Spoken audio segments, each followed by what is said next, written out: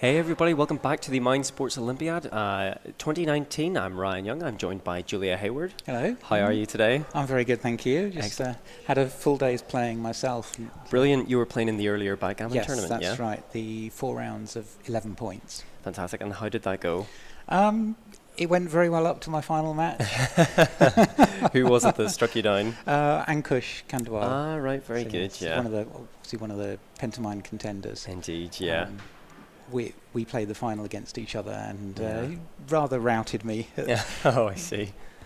So was it, were you both undefeated until that point? Yes, that's right. I see. And how many rounds was that? Just 4 rounds. Just 4, I see. Okay. Excellent. So we haven't quite got the screen in front of us to see. We're not playing yet. They're not playing yet. Okay. So I actually have a few questions for yourself, Julia, because I'm such a novice that there couldn't be anyone better to ask my noob questions to. So what was it that drew you towards backgammon in the first place? It's a very long story. I started off in my teens. We got one of these sort of early Atari video games, and it obviously came with lots of cartridges, lots of different games to try. It had a backgammon cartridge, and I got into playing it, got into beating it, and thinking, hey, I've cracked this game. This is really good. Was it a really rudimentary AI in comparison to what you have here? It was pretty lousy. And then I went off to become a student, joined the University Backgammon Club, which was a really good fun, really social experience, lots of people playing, having a good time. And I realised just how out of my depth I was at that point. And got hooked on it. And there were a couple of people in my shared house who also played, and we ended up practicing against each other a lot. I got better, had a go at a national level tournament, didn't get humiliated on my first attempt. But that was the perfect, playing with housemates and playing with those from your club, that was the perfect environment to grow. That's right, yeah. It's, any game where you can just play for fun. People are not taking it so seriously. They're just having a good fun evening together. A few drinks, a few games. Yeah, Steve was saying earlier he thinks backgammon is maybe the perfect Sunday game where you can sit at home for an hour, somebody's come over, you roll the dice and just take it easy. I say it can be 5 minutes. You can play as long as you like. You can play at sort of different levels as well. I find I play casually. Somewhat different if I'm in a tournament. So if there's not much at stake, I relax, let my hair down. Would you play more aggressively in when you're playing casually, or in a tournament do you play more defensively?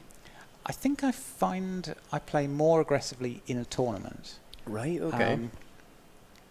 Most people seem to become more aggressive as they get better, and obviously it's a game of risk and reward, and I think you soon learn that most people don't play aggressively enough, and you sort of keep pushing the boundaries a bit more. I see. In the high pressure situations. That's interesting. Yeah, that's pretty exciting. So you're, and please correct me if I'm wrong, you're a master backgammon? By the MSO. By the MSO, yes, I'm a grandmaster now. Oh wow! Congratulations! There are other organisations that award titles as well, which are quite a lot harder. Not based on tournament results, but based on consistent analysis over a long period of time. I see. Do they use an ELO system like chess, or? We have national ratings that are an ELO system. It's modified. It takes into account the fact that longer games will tend to go much more to the more skillful person. Shorter games, there's a much more random element. Okay, right. And what is the standard backgammon format when you're playing at tournament level? Is there we're watching 6 by 1 point, but is there, say you were playing 11 points earlier on? What's the standard format? There isn't necessarily a standard. It tends to go longer matches for bigger tournaments, but obviously that takes more time. At national level ones in the UK, typically the main event will be 7, 9, 11, building up towards the larger finals. Oh, often. yeah. Okay. And then you can find some of the international ones. The longest ones are 19 for a final, or even 21. Yeah, yeah. And obviously that's a very substantial match, so people are travelling, staying away 3 or 4 days. How do you keep up, like in a 19-point match, like how do you keep up your mental strength and stamina during that?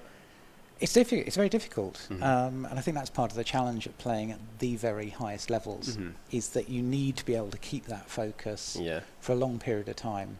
You can take short breaks during the match, but knowing when to time them is also a bit of an art. Yeah, that's interesting. And so you play, say at the start of the tournament, you play fewer games, and then you work up to the larger. Yeah, they get longer 15, and longer 19. as you progress. Very good. Yeah. When you're playing certain chess variants, when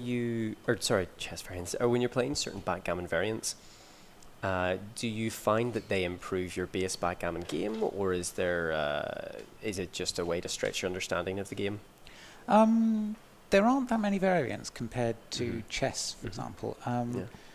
Some of them, like Plakoto, they're a very different game. They're played on the same board, same pieces, but the strategy is just completely different. There's no way to transfer skills from one to the other. Really? Even Plakoto to regular backgammon? The whole mechanics of pinning versus hitting? Pinning rather than hitting. Makes it's pretty difficult to transfer stuff from knowledge from one to the other. Interesting. So even I suppose maybe for a beginner, movement between points maybe might just help. Just the very basics. For me. There is one backgammon variant called knackgammon, which is exactly the same rules as backgammon. It just has a different starting position. Oh, okay. So you start with more men further back. And it leads to longer, more complex, more involved games. Oh, okay. But as I said, because the rules are the same, the mechanics, once you've got going, are pretty similar. They just take you into games you wouldn't normally play. Yeah. We'll switch into the game. Yeah. Oh, okay, so we're going to get the first game of round 1, I believe. And we'll get the names for you as soon as we can. Have they started already? So Simon Moorcroft at the bottom and Etan Ilfeld at the top.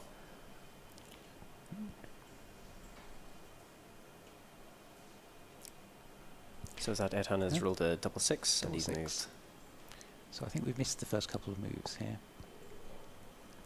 So what in particular are you looking for players at MSO in terms of a 1-point backgammon game?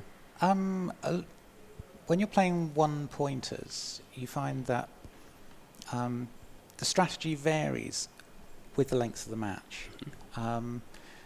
Because gammons and backgammons are irrelevant, you find a lot of the rules of thumb you learn for general situations don't really apply here.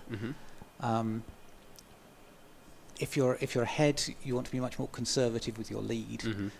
There's no pressure to drive on and get more points. You're not racing the win you want to make a gammon or backgammon. Yeah, and that also means if you're behind, you've got to take more risk to turn the game around. You don't want to get defensive and protect against a gammon that's not going to hurt you anyway. Of course, yeah. One thing we're not seeing in the 1-point games is the doubling cube. How much do you think that adds to backgammon tournaments and competitive play, like psychologically between players? It adds a lot to the game. You tend to see that most of the errors people make are with the doubling cube. Right, okay. Certainly the big errors. It takes you beyond just evaluating moves, saying what looks best at this moment in time. You need to know how much better. You need to know your relative standing, your opponent at each turn. And you've always got to be conscious that it's there. And you want to bump the value of the game up when you're ahead, but at the same time, actually having possession of the cube is valuable as well. So you don't want to give it away too cheaply. Yeah.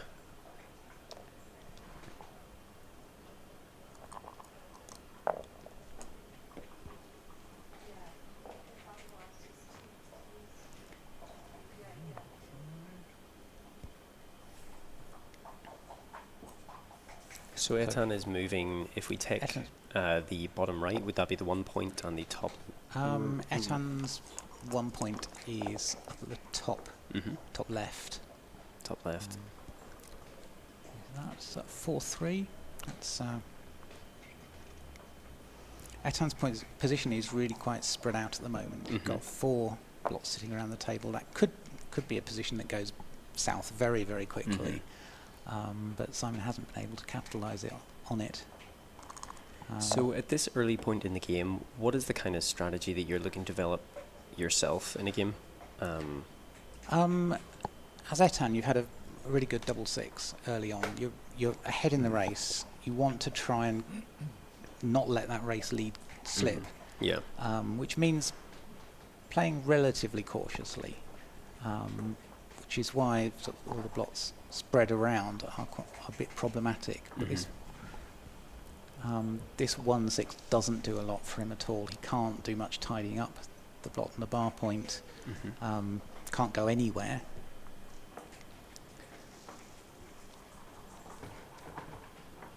I saw in Plakoto Backgammon there's a real danger when you leave one of your pieces out stranded somewhere. Is that so much of a danger in regular backgammon, or is it well, depending contextually obviously, but having men at the back, one or more, that are cut off from the rest is very dangerous. It allows your opponent to dominate the territory in between, establish points out there, and establish a prime. Yeah, it doesn't necessarily need to be a prime. And prime obviously is a great thing to have, but just threatening a man as soon as he tries to catch up with the remainder of the forces can sometimes be enough. So 2-1.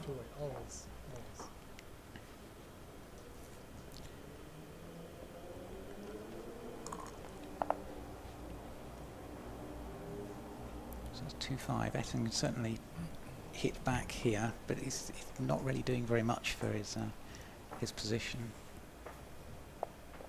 Yeah.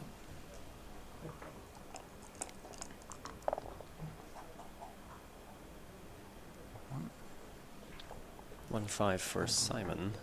What do you think is Simon's best move here?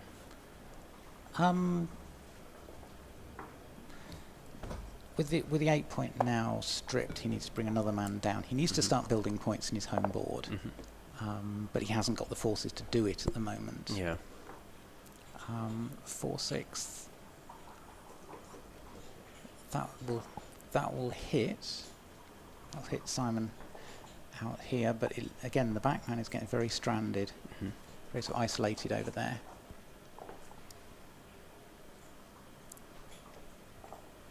Although Simon has 4 men back, the fact he's holding 1 point in Etan's board and may well have another, he's by no means out of this. So now he gets the 2nd point. Etan's going to find it difficult to bring men in safely, and that's the plan for Simon now. Sit back and try and get a hit when he's got a stronger board. Yeah.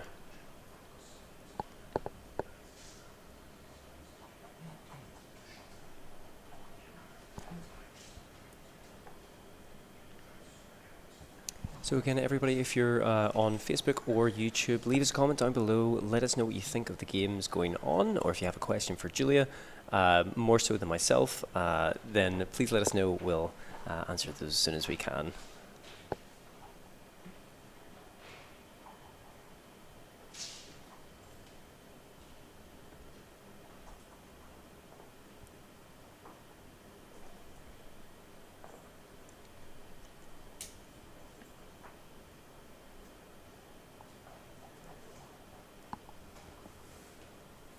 So Etan's taken quite a long time thinking about this one. Yes. Is it? Can you see an ideal move for him? There aren't many particularly outstanding options. I mean, he would love to play 6-3 to make the 5 point, but he can't do that because Simon's holding it.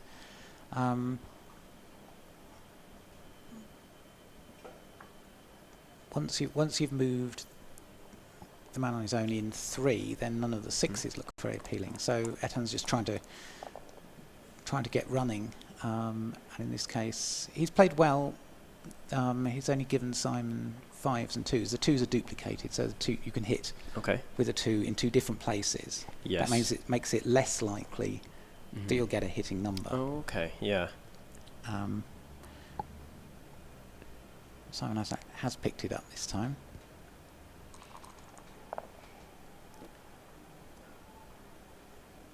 5-1. So Etan can come back on, and he should really just tidy up this man here. Yep, he's done it.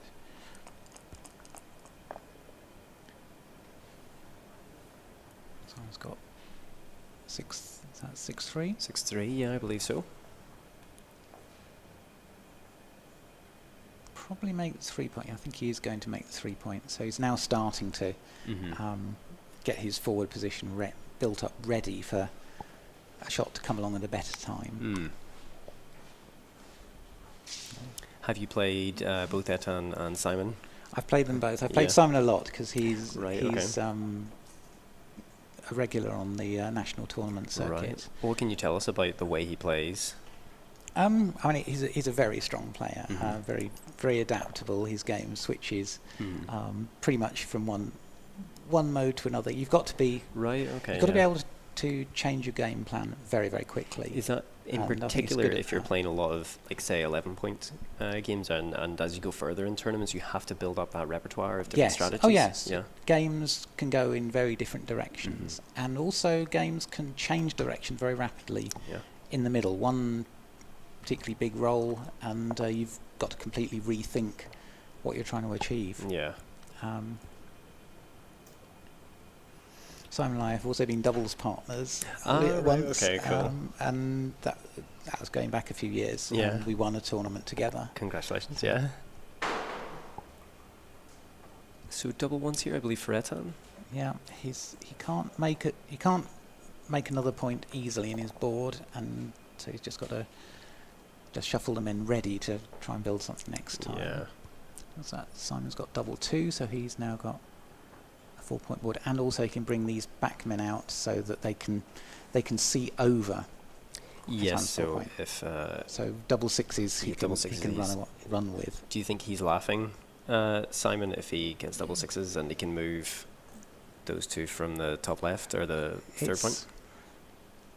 Double 6 he'll still be a little bit behind, so I don't think he would run straight away, but it would make it a very different game. Oh, okay. So Simon's got 6-4. Those 2 men at the back are just going to sit there and wait for the time being. So he's going to bring 2 down again to prepare to fill in that last hole. Okay. He's got 1-4. Yep. So he makes his 4 point.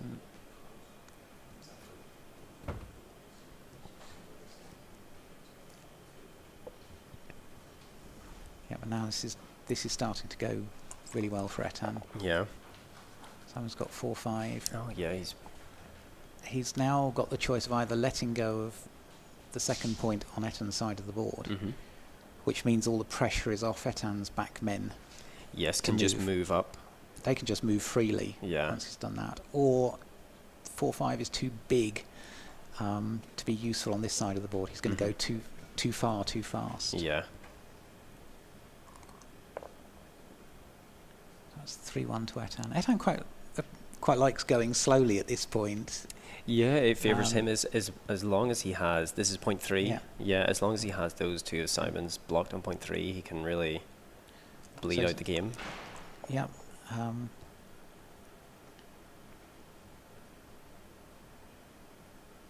At this point, would you move one off point 3 as Simon, or it's just too dangerous? No, it's just too dangerous. There are now 4 different numbers aiming at you. Oh, okay, You're going to come off very badly if you give that up.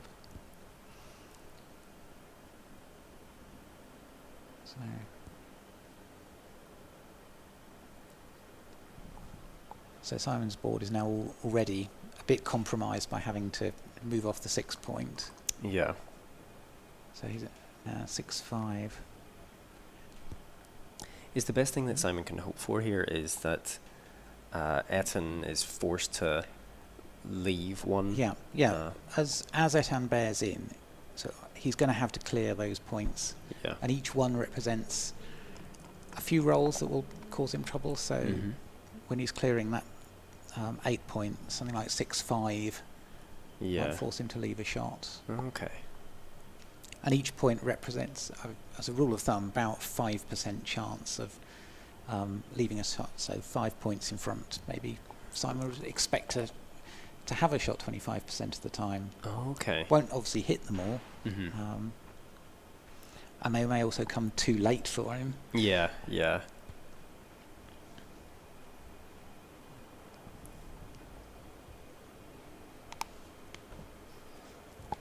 So Etan's having another good long think on this one. He's got a 6 and a 2. So in a longer match, you might just grab that outside man. Yeah. And think no much and cover your man on the 2 point, thinking not much more of it. You've got 3 men back.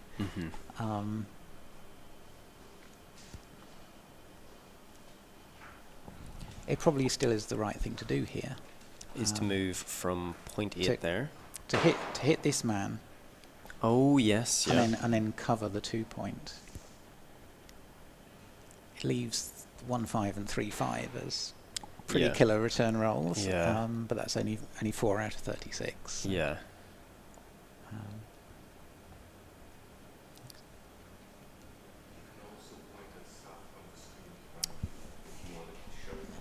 Cool. Yeah, if we're having trouble with seeing the dice rolls as well.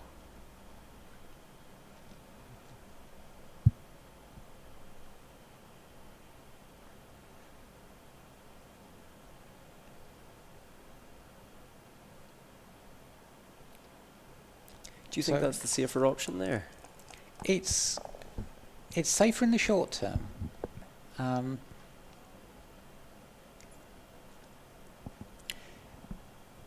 It gives Simon a few more running options in that he, obviously, being hit does always hurt you.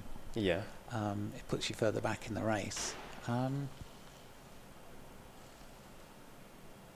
would be worried if as red in this position, a 6-6 would put 2 men out here, 5-5 put 2 men there. Yep. And suddenly I've got something difficult to get past. Yes. And there's also the prospect of being beaten in a straight race. Interesting. So Simon's now put that outside man out of the way.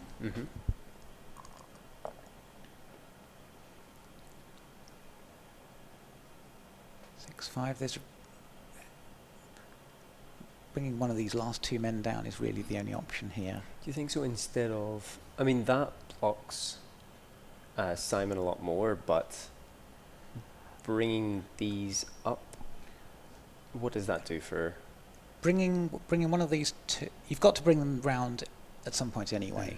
Yeah. If you've cleared this point, then you've got fewer options for bringing these round safely. At the moment, that's a nice, convenient landing point with a 6. Okay. So you can always play a 6 without much problem. Yeah. If you've lost that point, then 6-4, for example, is forced 1 to there, and Simon's got an immediate shot at you. Right. Okay.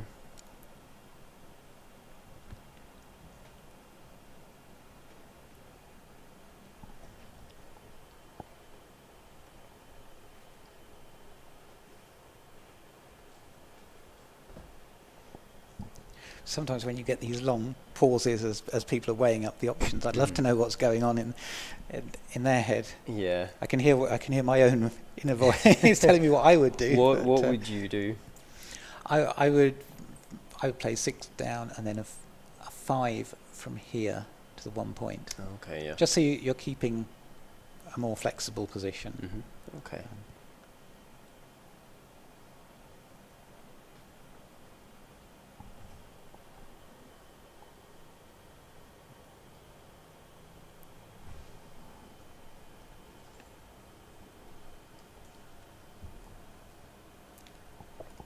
Just as Etan is considering this move, you have a backgammon AI on your computer. What is that one called? That's what the pros are using. This is Extreme Gammon. So there have been successive generations of AIs that play backgammon. This is the most developed that we have at the moment. Okay, and does it scale to many levels, from beginner all the way to master and grandmaster? It plays, what it advertises as beginner level is surprisingly good. Okay. But it at its best, it plays better than any human. Right. Okay. It's as close to a sort of perfect game as we have got so far. Oh, okay. Yeah. We're not quite sure if we're absolutely there yet, because you can never be exactly sure. Yeah. So there may always be sort of fine sort of hundredths of a percent difference between options. So Etan's played the 6-5, and Simon 6-4. Oh, that's a great shot. And with that one shot, the game has turned completely. And now double one. Simon would love to have covered it, but he hasn't got that option. So rather than end up with the second man back, he's moved it out the way. Yeah. So Simon is relying on. Simon now is hoping that Etan doesn't come back in with a 6 quickly. So 6s for Etan is good news for him. He can't do anything. Staying off. And at this point, get out of dodge. Get out of jail. And that's another good one. So position is safe for now. Whoops. He's got the 6. No. The dice, to be a valid roll, the dice should always be together on the right-hand side of the board as you roll them. Right, okay. So Etan has to re-roll those? Etan has to re-roll that. Right, okay. Is that something that's strictly observed in it is in tournament play. Now 6 comes on and is out. Double 5 is now puts Simon well ahead. So he can start bearing off. He can start bearing off. And it's now a race to see. It's now a straight race. 3-1's not great. That's good for Etan. That looks like a 6-5, is it? Yep, 6-2. 5-1 now. Simon keeps getting odd numbers. He's now got various holes and double 6. Oh, you couldn't have asked for any better at this point. That must have sealed the match now.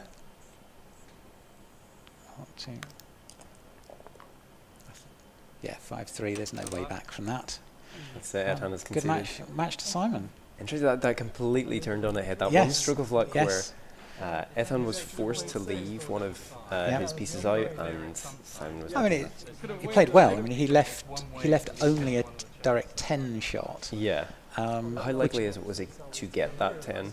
3 out of 36. 3 out of 36. 6-4 or double 5. Okay. It's yes, it will happen from time to time, but it's the sort of thing you dread having to leave. But he couldn't have done better than that. Is something like that exciting to see? Because it was really interesting to see the game turn on its head like that. Is it exciting for you as as a high-level backgammon player to see games that still deliver that? It is. You can get carried away with the emotion of it sometimes. Yeah. Particularly when you've got very dynamic, sort of quite expressive players. They're great to watch. Yeah.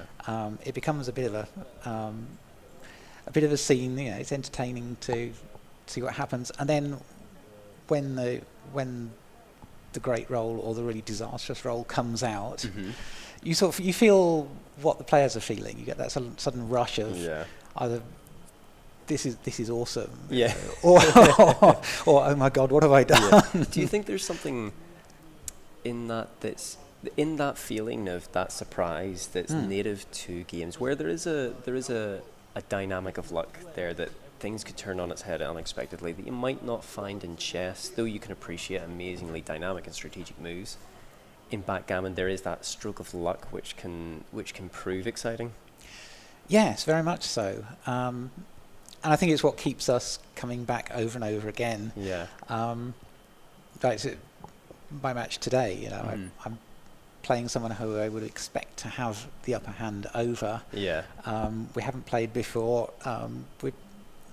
games are a little bit unexpected, and then suddenly you get one of these moments where it all goes horribly wrong. And to some extent, it's the not knowing. Have I done the wrong thing? Yeah. Have I just been desperately unlucky? Could I have improved? Yeah. And it's you want to go back and try again. Mm-hmm. And is that feeling, is that what's kept you at the sport for so long? Oh yes, very much so. Yeah. Very often you do well at a tournament, but you don't take the top prize, and you think, can I just get that one step further? And yes. Yeah. And unlike chess, where it feels more predictable. I was a chess player as a student. Right. Okay. It feels more predictable in that a stronger player would expect to win most, if not all of the time, against a weaker player. Oh, okay. The fact that you can never get to that sort of 100% position. Yes. Yeah. You can't even get to 100% against a complete beginner. Yeah. There's always that suspicion in the back of your mind that something could go wrong. They roll consistent double sixes. Yeah. Sometimes it can be a bit of an undoing as well, in that if you start to get too worried about a player and getting lucky, you start to become over defensive yourself and don't play as well as you could have done. Yeah. There's something in that. I help run a fencing club back in Ireland, and there's something that professional fencers will say is that they hate playing against beginners because there's such unpredictability. They are, and it's interesting to hear that that's the case in backgammon as well.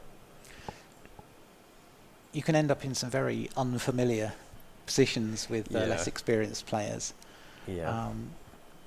Right. So I believe we're on to the second round here, and we'll get the player names for you.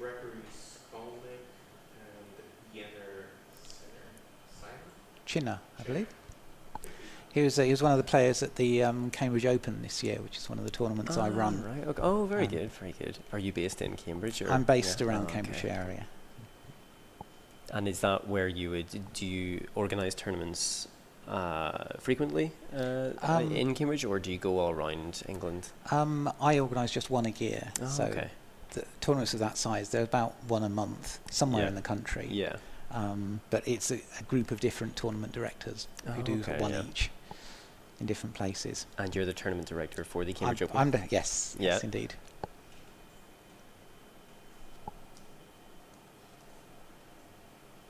Okay, so correct me if I'm wrong. The ideal backgammon opening is a double six.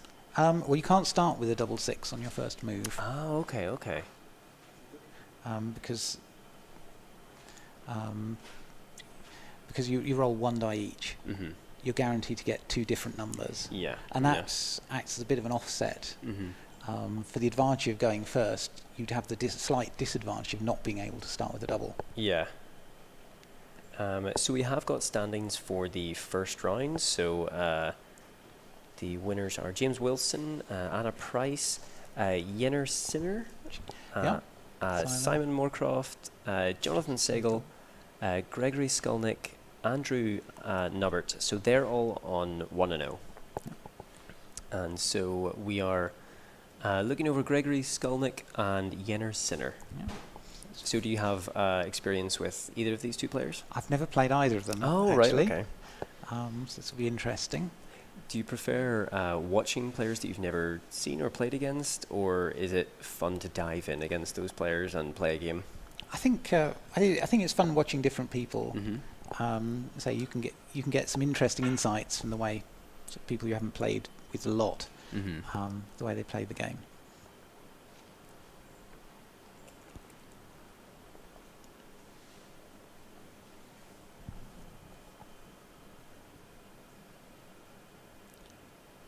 So already Black's in reasonably good shape here. He's established the forward anchor on Yenner's 5 point. That allows it to be a lot more play a lot more freely, because you can't be closed out. Those men aren't going to get primed easily. And it's always a point you can come back in on your opponent's board. Okay, yeah. So that the odd red man on his own at the back is a lot more vulnerable to being attacked. Yeah.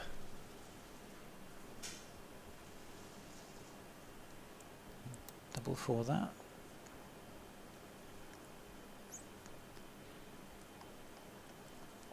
I wouldn't have left the 5 point. It's a relatively safe point. Now Red's run out. Yeah. This game already quite early is developing towards it or breaking contact with each other. Right. Okay. So they're just heading towards a race. They're just heading towards a straight race. Wow. That's a double 5. Red is going to have to roll well to answer that.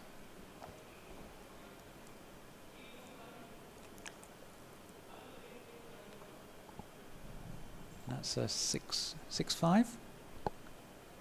So yeah, black is rolling really well at the moment. That's 4-1. It's another weak roll.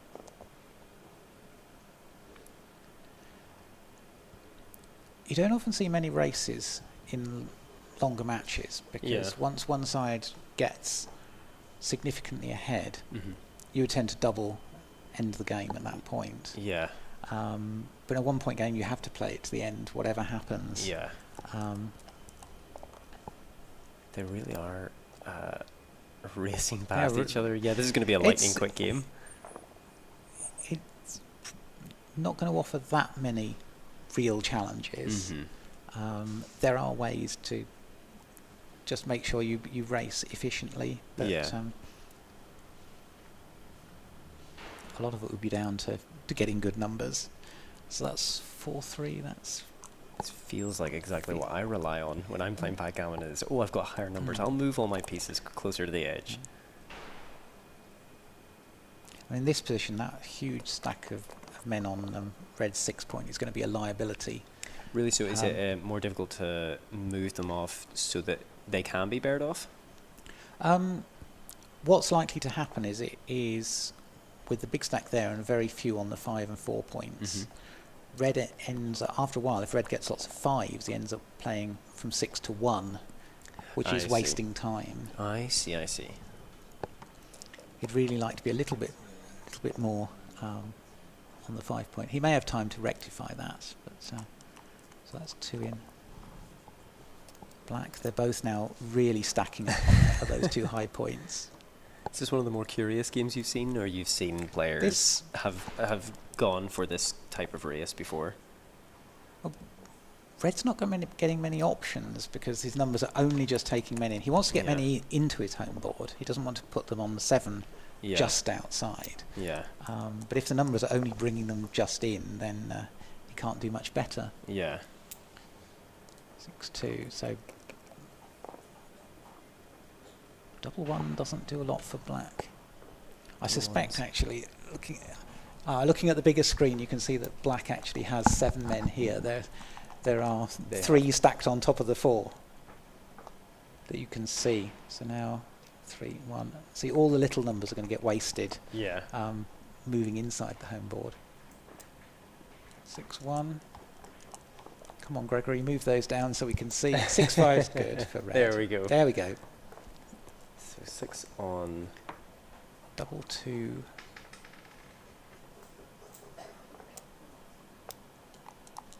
That's 2.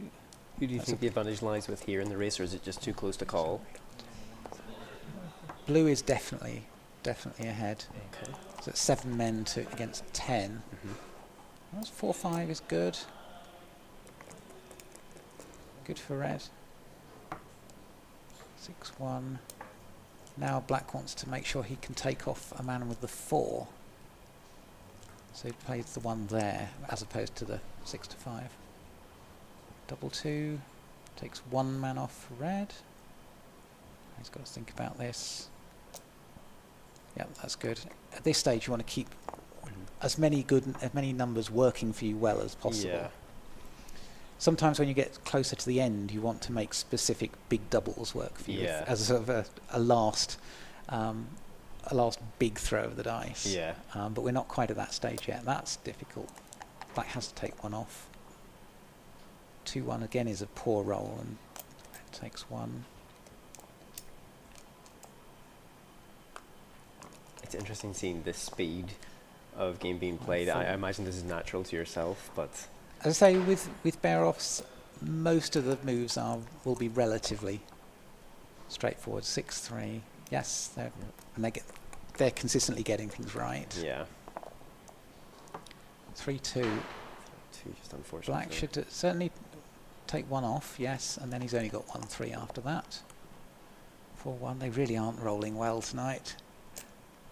Yeah. Okay. 3. Double 3. That's must be rolling something pretty good. And that's game over. Black wins on that. Yeah. Yeah. Black was ahead for most of the race. There weren't any real jokers that popped up there. So that was Gregory Skolnick has won that game there. Yeah. So he'll be 2-0 going into the third round. So we talked a little bit about Extreme Gammon, but what are the kind of resources that, if you were to start from the very start again and learn backgammon from the beginning, what resources would you advise anybody that's watching on YouTube or on Facebook? What would you advise them to start with? Books, mentors online, websites, or AI? In recent years, there's been quite an explosion in the number of books. Oh, okay. There's a lot of really good ones which go from beginner level up to really quite advanced concepts. So if you go to the UK Backgammon Federation website, there are pages of book recommendations. And from time to time I write reviews of new ones that come out. Ah, right, okay. Which is really interesting, getting a copy and finding out what's in it for the first time. Yeah. Are you ever surprised by how long have you been doing reviews? About 2 or 3 years now. Oh, okay. In the last 2 or 3 years, have you anything in these books that you've read and for a review and I thought, oh, actually I should apply that to my own game? That's a really interesting way to look at it. Or yes. So one of the recent ones I picked up was a book by Michihito Kageyama, who is one of the strongest players in the world. He's written an extensive book about endgame technique. And so that's specifically those last stages where you've brought all your men in, you're bearing off. Oh, right, okay. Possibly bearing off with an enemy man back waiting to catch you. Right, okay, yeah. How do you make sure you play safely and effectively? Yeah. Not just a list of positions, but how can you put that into rules of thumb that are relatively easy to remember and apply consistently? That's really interesting. And he's a very engaging author, and it's a superb book. Oh, okay. So right, we're about to head into the third round, I believe, and we'll get again the names of these players for you as soon as we can.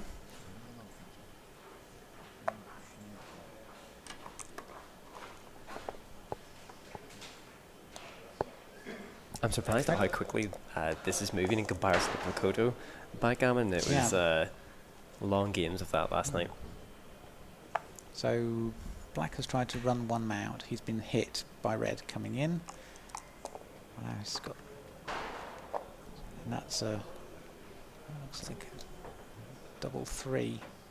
Do you worry much about getting hit early on in the game when there's not that much that's been established, or is it still can be quite a setback? It's not good to get hit unless there's, or put yourself in a vulnerable position unless there's some sort of return for it. Yeah. So you would do it in order to prepare to make an important point. Okay, yeah. You don't leave shots just for no good reason. Yeah. But generally the risk attached to leaving when exposed increases as the home boards fill in. So you want to take risk early while the downside isn't so big. Yeah. In order to get yourself to a good position later when the risks are mounting up. Yeah, that's interesting. So 4-1. So now Red's got quite a good formation here, but he's very disjointed with 3 men all off at the back. Okay. This is one of those positions that could go either way quite quickly. If Red can stop those 2 and progress forward a bit. That's good. He's now got the black bar point. Mm-hmm. He's starting to see them get connected again. Black's got to... That will actually get those two men out. That's it. Would you move those two men out? Or it's only move them to here. You've got a man there that could usefully be covered as well. Or would you capture this one in the back? Well, you've got there. Actually, the Black has got good fours everywhere. But which ones do you take? Have you got a preference for if you take something deep in your opponent's side of the board, or it's again contextually? Making a point deep in the board is more of a tactical thing. You're doing it to keep your opponent off balance. Okay.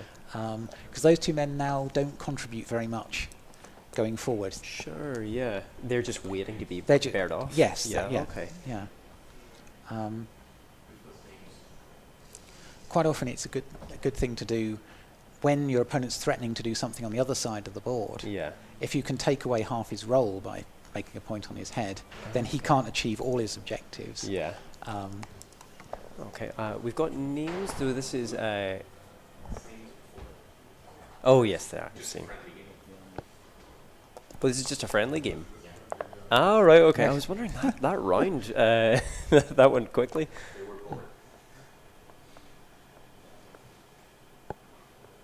We haven't seen the standings yet for the... That's true. I imagine rounds. the second round hasn't finished yet. Cool. Still playing, so... in tournaments, do you like having practice games in between your tournament games, or would you rather keep yourself fresh, not drain yourself? I tend to find I quite like a little bit of a knockabout beforehand. Yes. Yeah. But between big matches, it can be really draining to even sort of an hour of trying to keep that focus. So I tend to use the gaps between to wind down a bit. Yeah. Socialise, use social media a bit. So I do like to talk about the game online as well. Yeah. So would you ever tweet or about progress in a tournament, or talk to friends? Often I'm just putting out bits of news about the tournament, how it's going, who's doing well on any given day. Cool. Do you ever listen to music in between to get yourself pumped? I'm bringing my own fencing experiences to this, but is there anything you do between tournament games to motivate yourself, or? I find less need to motivate myself. It's more sort of get relaxed, get sort of in a nice calm state of mind. Okay, yeah. In some tournaments, you find people using headphones, and sometimes they're playing music, sometimes they're playing white noise, just to help them block out sort of a lot of the stuff going on around them. Because big tournaments can be quite noisy. Yeah, you've got 64, 80 players. I imagine shaking. There's a lot of shake, and the occasional from the opposite side of the room. Do you find there are many spectators to local or national backgammon tournaments in England? Like, do competitors bring their family and friends? Quite often competitors will bring a friend or a partner. Yeah. A lot of tournaments offer like a social division, where the partners can play a bit. There's nothing much at stake, but have a friendly game. Oh, yeah, sure. Just to pass the time while the other halves are busy. Yeah.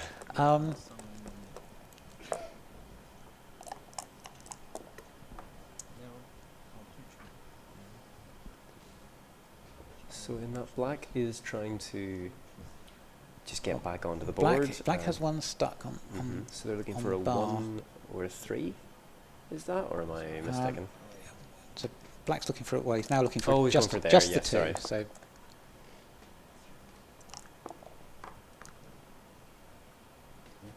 Got this second man here that's vulnerable as well, but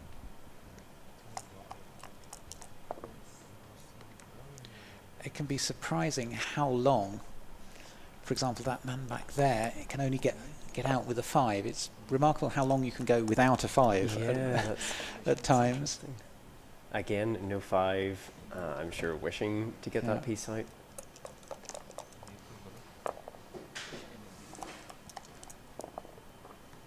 So neither of them are getting what they want right now.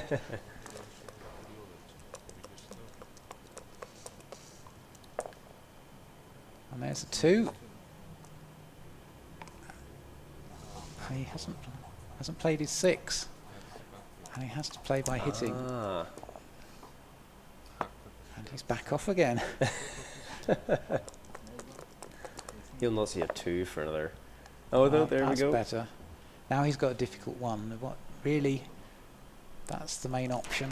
Would you, instead of taking his bit? Well, it's easy for him to get it back on again. Well. Oh no, it's not necessarily. Black really wants red to keep moving at this point. He wants these points to be given up. Oh, okay. So yes, so he can free these pieces. Yep. So now black has a much easier route out. Yeah. Now that he only needs a 4 to hop over here, but he's gone for the very aggressive move there. That was over aggressive. And maybe going to pay for it.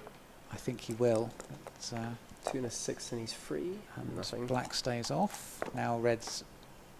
Do you think because of the subsequent dice roll, he was wrong to go that aggressive? Yes, yes. He gave red quite an easy route out.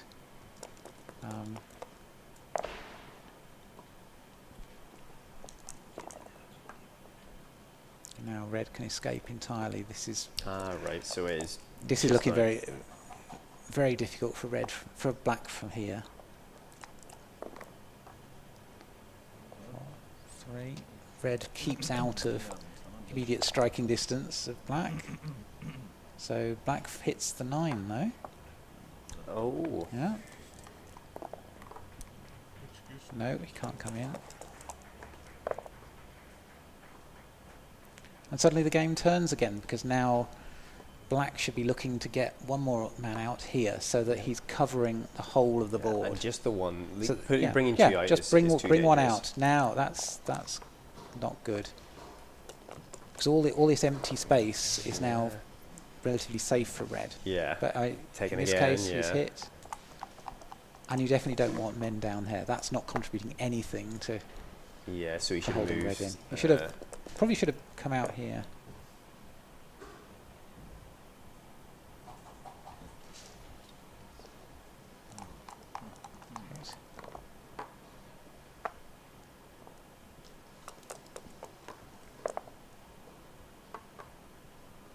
You have to bring one out now. Surely. Yes.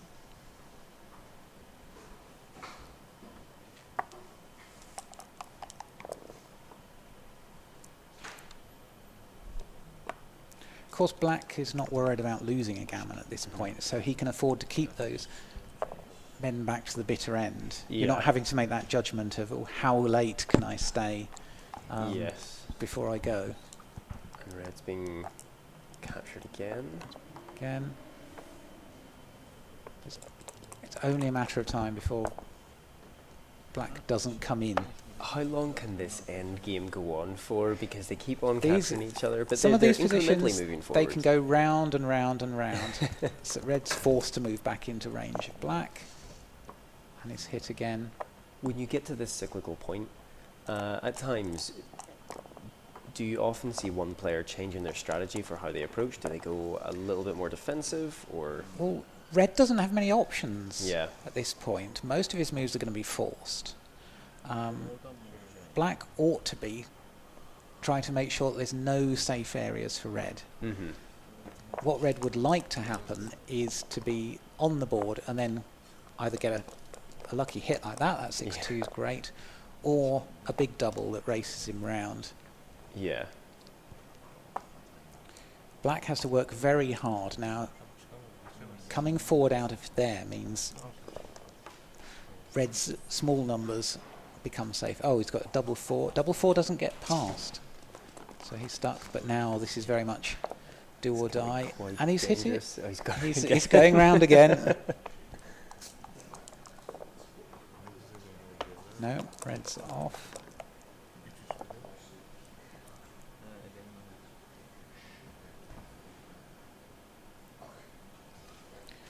So the onus in this sort of game is very much on black to keep hitting, and that means keep putting yourself in a position where you're going to hit. Is that because the position of red, when they do inevitably get there, they can bear off quickly? Red's going to bear off very, very quickly. He's never going to roll numbers that don't take something off, whereas black's board with a heavy 6 point, the 2 gaps, is going to be a lot harder. What's that? 6-4 for black.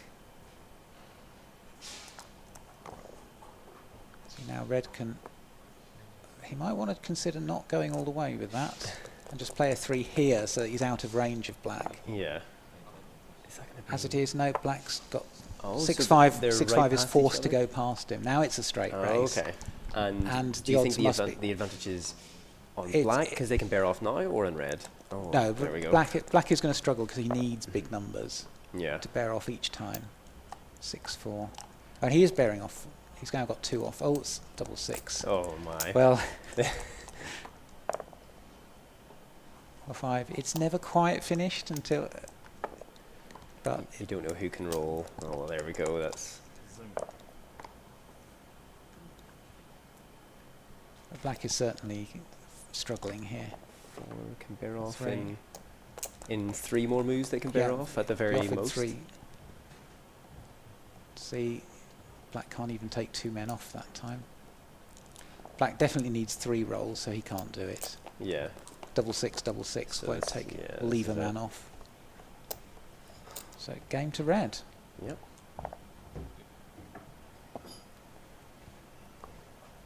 It was an interesting one to watch because I definitely felt that Jenna, he was playing better as well as getting some good rolls. Yeah. It seemed like his game plan was fairly well established, whereas Greg didn't seem to pick up that he needed to once he could control the whole board. Yes. That he needed to try and keep that last man going back over and over again. As soon as red could disengage, then black was always going to struggle. Do you see that a lot in high-level play in competitions where one person might have better control of the board and they're keeping on hitting their opponent's pieces, but they're not capitalizing on it by solidifying their position? Do you see that a lot in high-level play, or is it? It just depends. You wouldn't see games like that so much in really high-level play.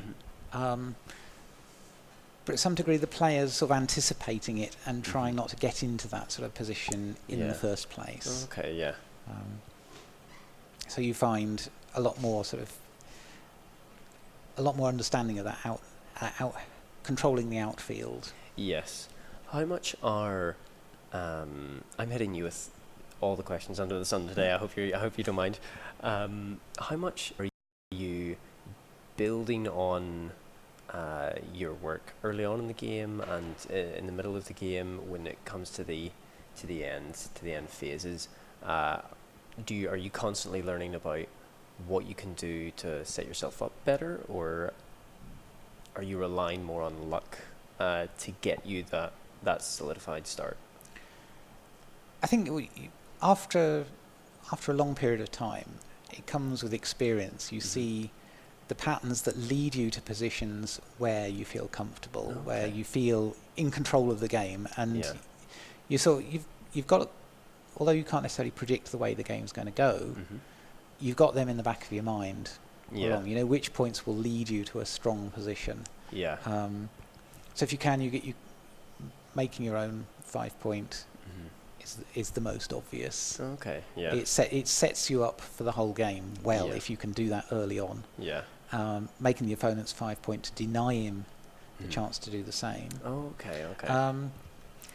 And as you progress, you find that you're taking risks with a particular aim.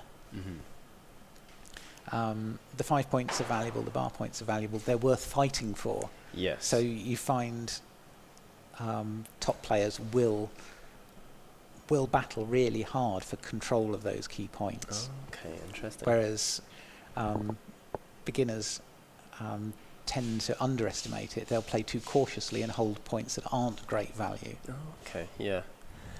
So everybody, we are still waiting for the third round of the Backgammon 6x1 point tournament at the Mind Sports Olympiad 2019. If you have any comments, please let us know down below on Facebook or on YouTube, and we'll get to those as soon as we can. What we will take a look at is the overall Pentamind scores, just to see if it's changed any since this afternoon's entropy tournament, or if anybody's ascended or descended the rankings. Do you participate in a lot of other tournaments at the MSO? Julia? This particular year, I haven't had the chance, for reasons outside, to spend that much time here. In previous years, I've had a go at quite a few games. I've had minor success in some. So I've had a bronze medal in Othello and Mastermind in past years. And for a few years, there was a computer programming tournament. Really? That's pretty interesting. Which was very much my event. I see, yeah. The idea behind that was you would bring your laptop in and you'd be given a set of problems, 3 hours to complete as many as you could.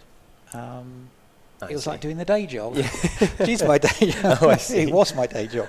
That's it. So as we can see in the standings, Andrews Kuska is still at the top with 472 points. So he has high scores in the 90s and one at 104.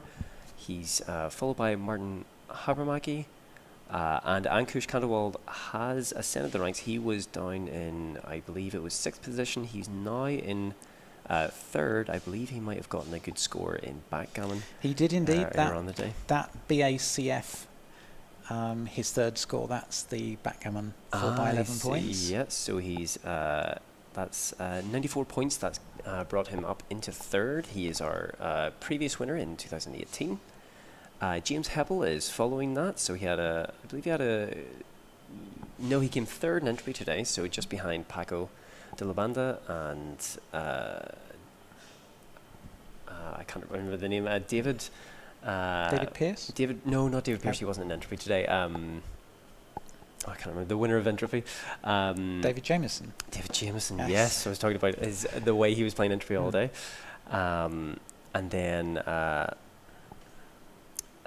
Matthew Hatherell following James Heppel. And then one of the Estonians, George Ramey Topkin and Kuno Kolk. And then following the top senior player for the meantime, Dario Totoffoli. And then closely followed by Noah Concepcion Martinez, the top junior so far in the Pentamind. Yeah. Well, Dario had a good day in the backgammon as well. You can see he's got one of his scores is the BACF. Okay. So we had 13 players in total. There was a 4-way tie break for 2nd. Really? So unfortunately Dario didn't get a medal, but that will have counted as an equal 2nd. I see. In the Pentamind scores. So he'll get the same. He'll get the same scores. He'll get the same score as a silver medalist. I see. Okay. Which is a really good. It's a really good thing to have. You never turn down 70 or 80 points. That's it. So what are some of the you were talking about the computer science tournament. Actually, what kind of things did they ask you to do in the computer science tournament? What were the tests or the what was the challenge that they'd set out for? They would start with some fairly simple little problems, and they would grow up to, can you write something to solve a Sudoku? Right, okay. For example. So you're trying to answer 3 things in 3 hours. Okay. So can you do that in an hour? That's a really stiff task. And typically the question would come with, here's an example, and here's the solution to it. So you know what you're aiming to do. Yeah. And then the arbiter has another example to key in and see if your program produces the correct answer to that. I see, okay. And then you're judged on accuracy and speed and reliability. Brilliant, and they haven't done it for a few years, but it was really exciting. I'm not a computer scientist myself, but I would love to see how that would work. So I actually kept my solutions to the right, various years. If there is anyone out there who wants to have a look on my GitHub account, cool. you can see the code I wrote, and please don't assume I write code like that in normal circumstances. Not signposting to other computer scientists. Okay, so we've got. Is this the next round starting? Yes, I think we're about to begin round 3. Yeah. Okay. So we've got Gregory back. Yeah, Gregory Skolnick and Andrew Newbert. I don't believe I know Andrew. Right, okay. Good to go. All right, good luck. So off we go.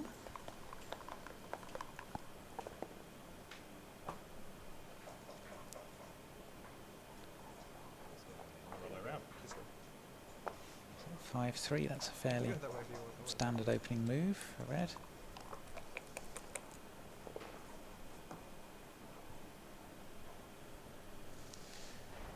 Is that 5-1? That's I don't know if I'm just superstitious, but 5-1 always seems to come at a bad time. Do you have personal bad history with 5-1s in backgammon? It just never seems to achieve very much. Certainly not in the opening game. You don't want to see too many 5s because 5 just piles up on this point. The 1. So a man there is quite vulnerable in the early game. Yeah. Attacks it. So black should hit back.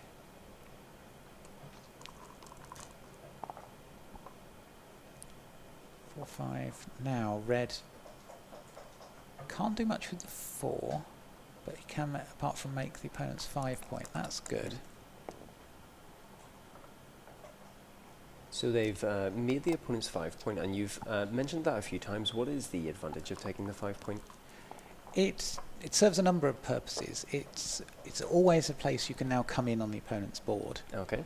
So you can never get closed out. Yeah. In that position, it's very difficult to build a prime in front of it, so the men don't get blocked in very easily. Okay. And also it's right in the way. As black wants to come round, that is a really awkward place for him to have to negotiate. Okay. It threatens an extra man there as well. It threatens the whole of this part of the board. Black would love to bring men down here to make these points, so that he doesn't have to wait for particular rolls like 4-2 or 5-3. Yeah. But he can't do that safely with those red men there.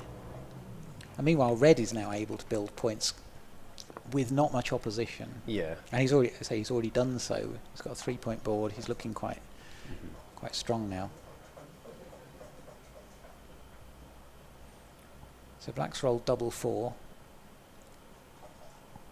He would have loved to have played 2 to the 5 point, but that's just not an option now. Yeah, not possible. So he can still make a good point here, which I think he should do.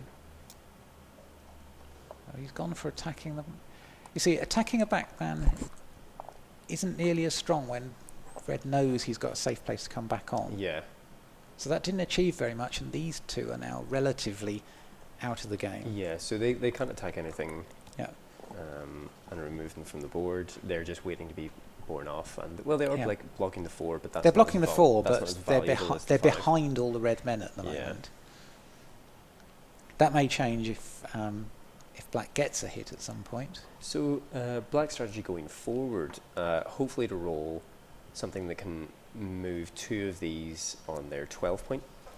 Black should be aiming to try and put something in the way of these red men, which acts as a sort of staging post for the rest of his men to get in safely. Yeah. But this is a problem. He needs to do something about that man as well. Yeah. Before he gets cut off.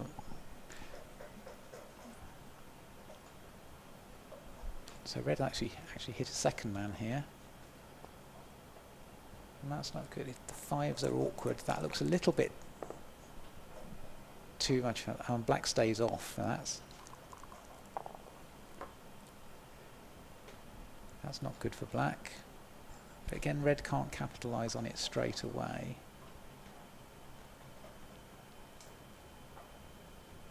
I've noticed as well, you have an interesting way of talking about backgammon and the pieces, that you refer to them as men and almost as if there's a battle going on. Yeah. Is that something that's actually quite common in backgammon literature and in commentating? You find different people refer to them in different ways. So calling them checkers is quite common in some literature. Yeah. I grew up calling them men because that was what the people in Cambridge used to refer to them as. Yeah. And as staging off points for advancing in that, it evokes kind of a warfare battle that's going on. Do you think that adds to the excitement of the game, that there is a kind of narrative playing or out, and it's easily visualized? It is. It's very easy to visualize that you've got these two enemy forces who are staring at each other. Yeah. With the intent to charge it at them and past them. Yeah. And very much like chess. Yeah. You can see it as a conflict. That's really interesting, because I wouldn't have thought of backgammon as an abstract strategy game in this way, but that's interesting. That is very interesting. So for this, red doesn't want to relinquish the 5 point. No, so that's one of the big assets he has. But these points are very difficult to move away without leaving two shots. So he's played a 3-1 comfortably. He's not taking on any additional risk at this point. At this point,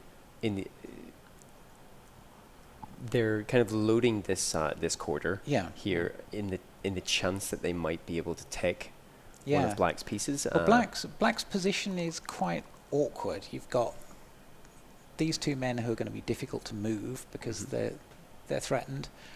This stack of 5, the ones at the bottom of the stack don't contribute very much at this stage. They're just waiting. So it's tying down Black's options. And he's got another stack. Well, he's moved one off it. And again, that can't do a lot. Yeah. You want your men more spread. Small maneuverable points, so maybe 2s and 3s across the 2s and 3s particularly. 3s, because you hold the point you and move one with safety. Yes. Cool. Now that's a good roll for Black. He can cover one of the points in his home board.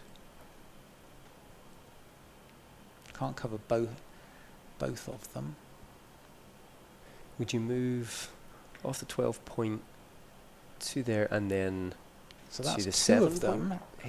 That's good. Yeah. But I think the highest priority is these two here. A double 3 pushes them forward and starts to get them off that awkward place. Yeah. A commonly recurring theme is that you end up with 2 men here, 2 men here, everything else off to the right-hand side. Yeah. And then you end up, the first person who rolls a 6 basically loses. Okay, yeah. So Black has done that. That's good.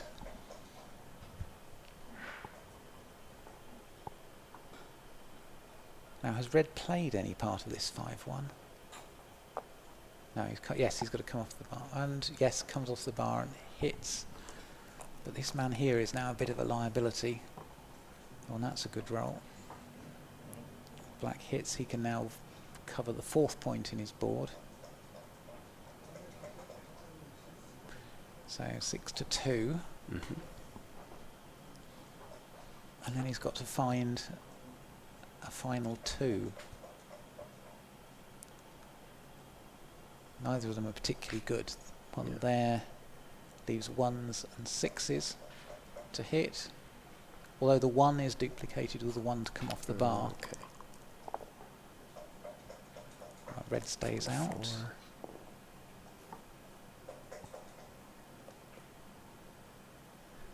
Now should Black come off the 11 point and onto the 5, even though it's not as defensible? Or, well, they can move the 1 from the 6 to the 5. Black is going to take that one out on the outside, which leaves him a 6, which he can use to, while Red is struggling to get 2 men off the bar, he should get that one out of trouble, really. So Red's in with one of them.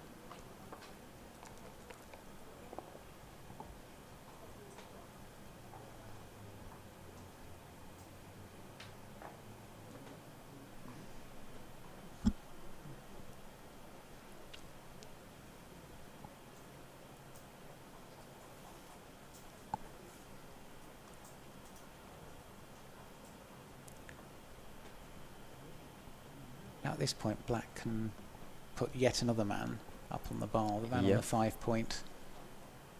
That's far too cautious. If red comes in on the 5. More defensive move. Yeah. If red comes in on the 5, then he's suddenly got a manageable position again. Yeah. So now black can't hit. Yeah. At the point where you're blocking a lot of your opponent's ways to get their pieces back on the board, how much do you calculate? Well, there's a third of a chance that they can put their piece back on. Yeah. So I can play this quite aggressive move and just move my pieces forward and get closer. Like, at what point do you start calculating that? Is that quite high level, or are you trying to integrate that into as much of your game as possible? It's not so much calculation. A lot of it is a sort of a familiarity. You know just how far you can push. Yeah. And also,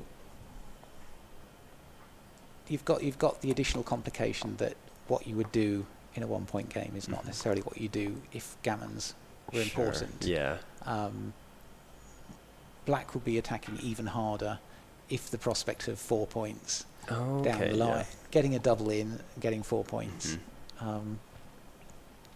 was a reality. But it doesn't matter to him. Yeah. It's just safety is more important now. Turned around quickly. So Andrew has really turned this around. Red is still struggling because those two at the very back are not going to get out easily. They need 4s to step to the 5 point and then on outwards.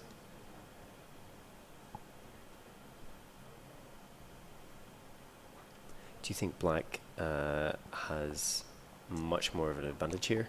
I think black's in a very good position here. Red on the bar is 2 points to come in. He's going to. Yeah. He's a small favourite to come in each move, but not.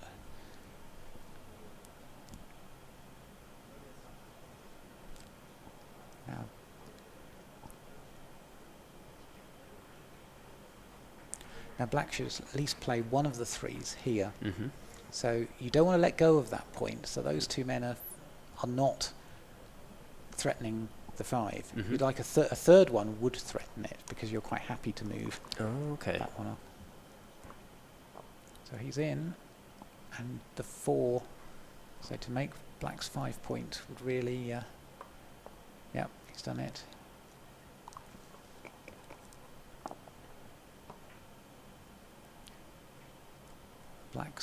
Black's missed.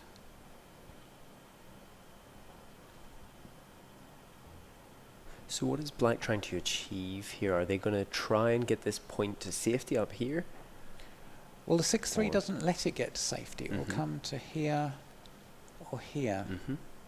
It's probably better here. You'd much rather red have to give up that point in order to hit. Right, okay.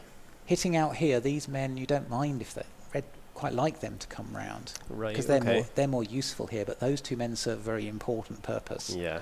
So if black can tempt them off, that's again, that man deep, it doesn't contribute a lot. Yeah, it's more of an advantage for bearing off. Yes. Yeah. Where when you can't guarantee because your piece has been taken, it's a short-term gain. Well,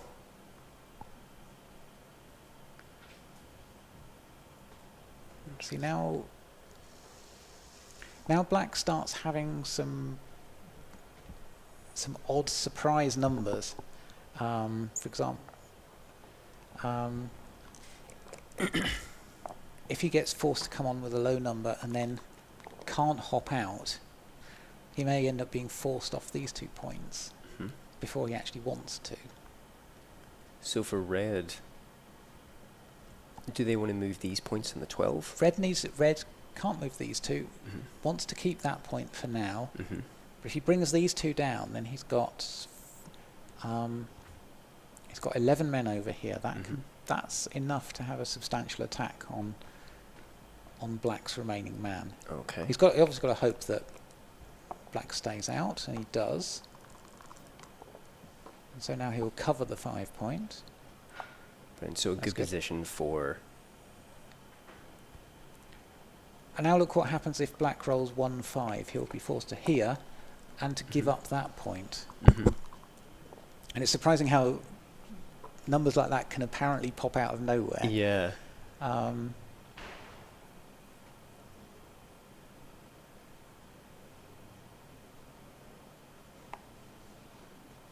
now red start getting in a position to start moving forward. So giving up the 5 point. Giving up the 5 point because that black man there is stuck back. Oh, that's awkwardly big. 1, 2, 3, 4. Now black has some very powerful numbers. 6, 2, 2, 4 comes in. Oh, that's a little bit premature by red. 2, and he has a safe 4. Yes. Okay. Yes. So red can't afford to let this man escape now because all his men are here. Oh, okay. If black hops out, so with those 2 men trapped, black is in a good... So would you rather have held that red in reserve in case you don't black had rolled low, or? I think red should be moving in 5 and then hit that man. Oh, can still take the one. Can still hit him. Yeah, okay. And you hope that black either stays out while you get your 4s, or comes in on the 1 point and is forced up. And that's great for black. Solves all his problems now. So he's gotten past that block. Oh, and that's unfortunate for red because he comes in with 1 and he's still got to play his 5s. The 5s are blocked. So he has to break up his own board. Oh, okay. So now red is offering much, much less of a threat to black. So we've seen the game really go kind of topsy-turvy. You thought it was swing over to red's direction, but it's suddenly it's popped back again. It's interesting to see how the players manage their luck and prepare for that. Yes. Now black here, 6-2. Again, he can't play safely because he either has to bring this man into range of the red man there or break up this point. So that's reasonable. It duplicates the 4s, so 4s to step out and 4 to hit. Again, by making it the same number that red's got to achieve to do both things, it makes it much less likely he'll do either and less likely that he'll do both. Right, okay. But it sets up double 4 to be spectacularly bad. And so now black's closed out the prime. And now red's pretty helpless.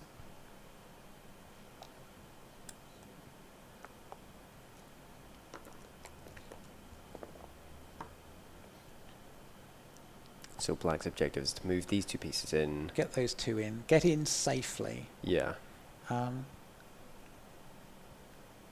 Sometimes it's worth coming off this point early. You want to make sure you're not left with an awkward distribution of men so that a bad number like 6, 5 at the wrong point or 6-5 forces you to leave something at the back. Now 6-5 you see here, you can only play the 5 there and it yes, of course.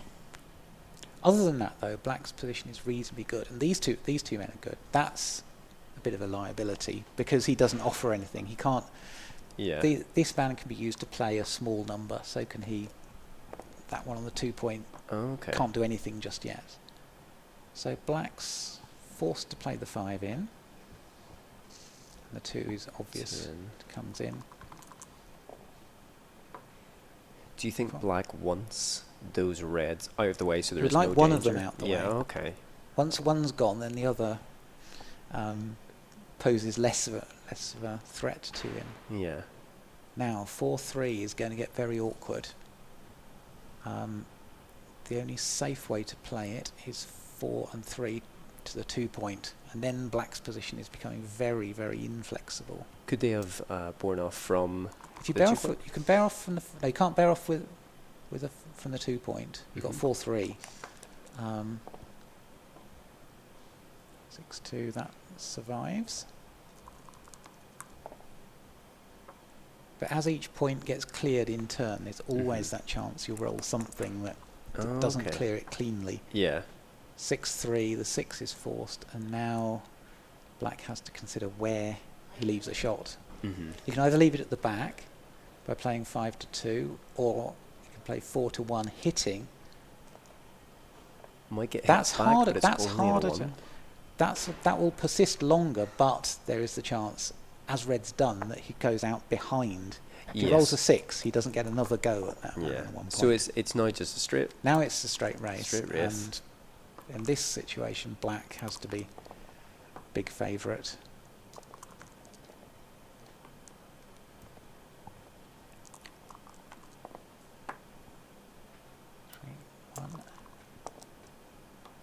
Red needs some big doubles. Some unfortunate rolls there. Happen.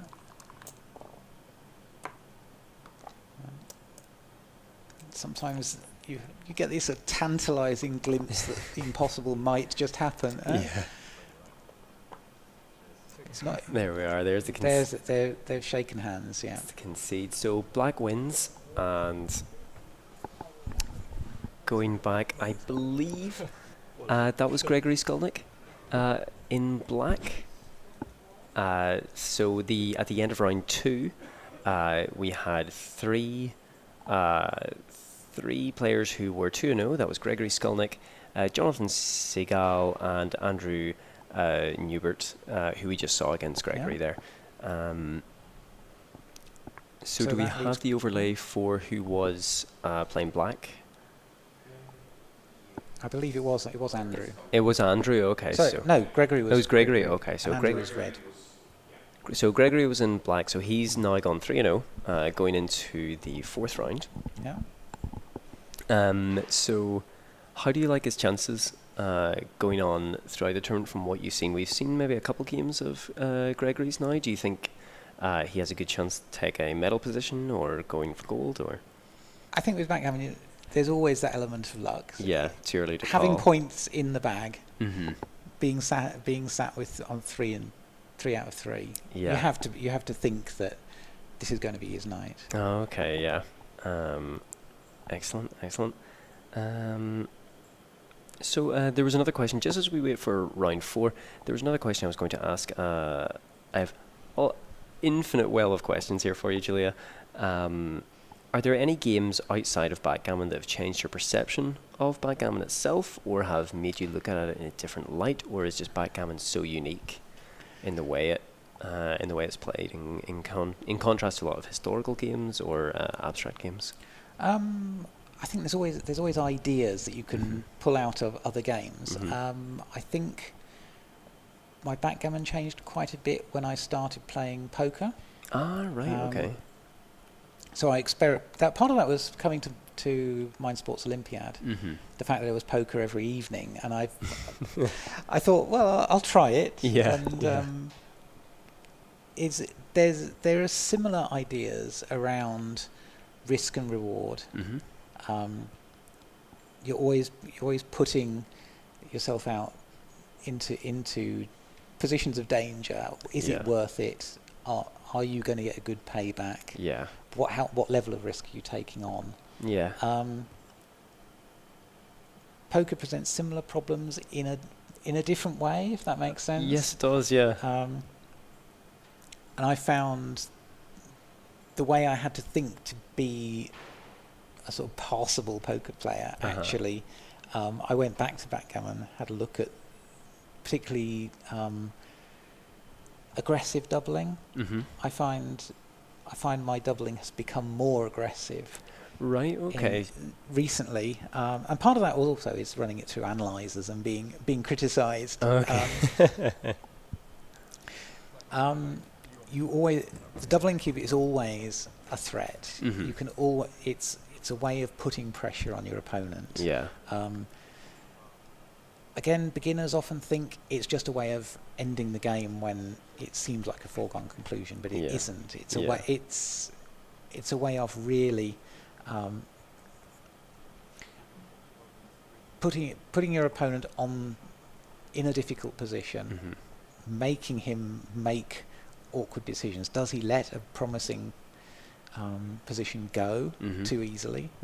And cheaply, or does he heighten his risk by increasing the stakes when he's losing? And I find the more aggressive I've become as a doubler, the more I seem to provoke errors from my opponents. That's interesting. Yeah, I've seen. If you're not given the doubling cube, there is nothing you can do wrong with it. Yeah, sure. You're putting difficult positions in your difficult decisions in your opponent's path. Oh, okay. Have you ever seen in your own play a kind of a doubling? Have you ever used a doubling cube in a way in a game which has really offset your opponent and has really rattled them throughout a game? Occasionally, yes. The particular scenarios that tends to rattle people is you offer an early double. It looks like you're just trying to bluff them out. You're not, because you can see everything on the board. There isn't a real element of bluff. But pushing the cube across early, they take it. It goes wrong. It makes them start doubting whether they made a good decision or not. That's interesting. And that seed of doubt can stick with you for an entire match, especially if it's a long game. In a quarter or semi-final.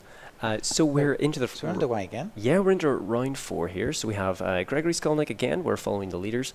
So he's undefeated at 3-0, and he's up against Jonathan Segal, who I've had the pleasure of playing twice this week. Right. Okay. So what can you tell us about Jonathan?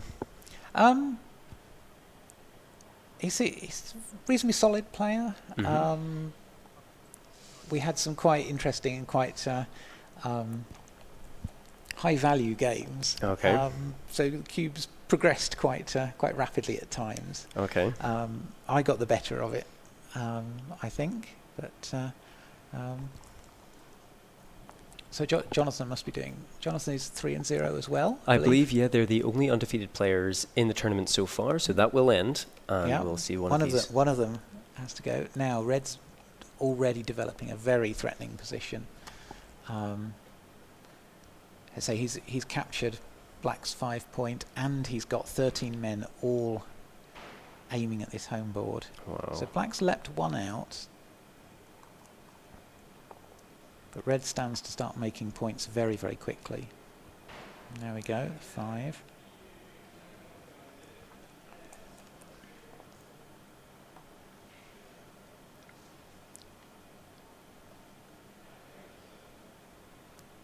Now Black can make a point out in his home board that blocks 6s from to stop those 2 backmen running. It may not be that useful though, but the man Gregory's moved up to Red's 4 point is now directly in the firing line. Red wants to make those points, and Black's given him even more reason to go for them. So and could go from the 6 point, the 8 and the 9. And that's very cautious.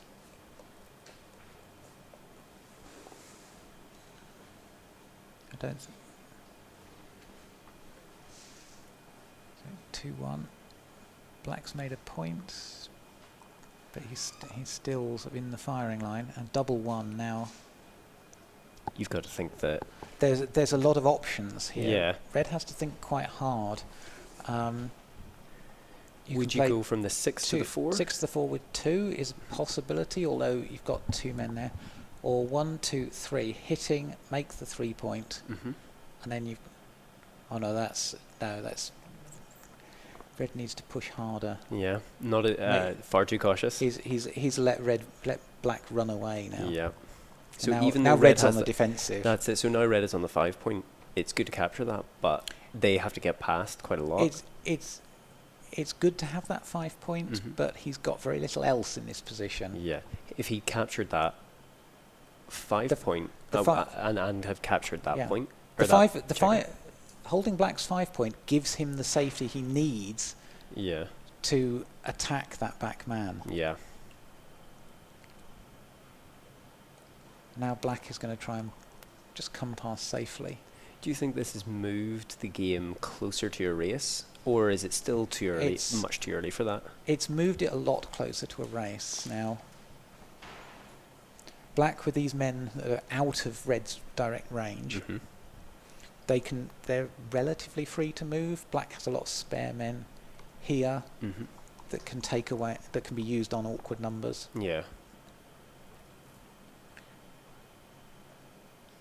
Red is going to have to concentrate on building up this board just to the right moment when a shot appears, but he's going to need something like a lucky 8 or a 7 to hit there, and that's not going to come easily.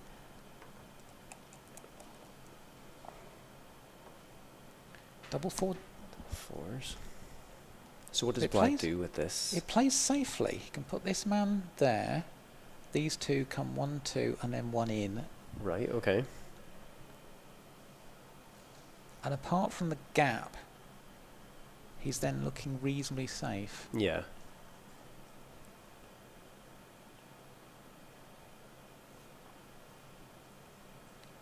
And he's thinking hard.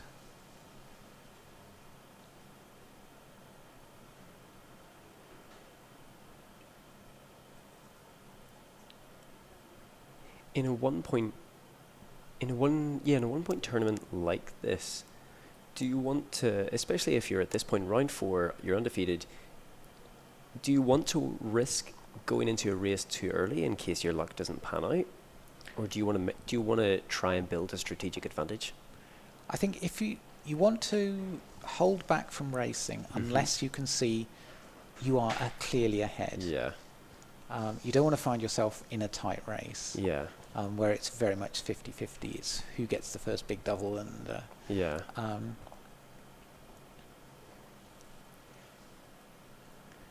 and certainly if you're at all thinking you're a stronger player than your opponent, you want to aim for more complex games. Okay, make it longer, make the decisions harder for both sides, Yeah. because that's how you can get a bigger edge. Yeah. Now red's problem is that he can't escape those 2 men, and he's going to end up using big numbers for these to go right deep in the board. That's going to waste time later on.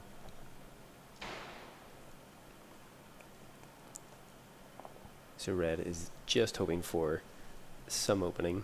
Yeah.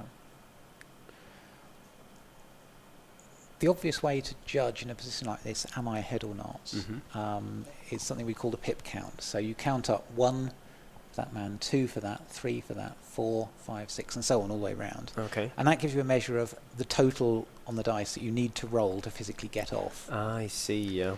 However, it can be misleading at times, especially if you've got large numbers of men stacked up on the low points. Yep. Because if you've got 5 there, then they're not going to be taken off with 1s. You're going to be using 4s, 5s, 6s. Yeah. So the total you'll end up rolling is likely higher than the pip count suggests. Yeah. Now that's red is often racing. So it's going to be a very short round here. So there's no contact now. Black has this problem that he's got stacked points and stripped points. I was just about to say, so red wants to move them in as close as possible, because he can bear off from any point. Red's close to an ideal position for how far he's got. Yeah. He's got his men really well arranged. So black definitely needs to put another one on his 5 point so that he doesn't end up wasting 5s.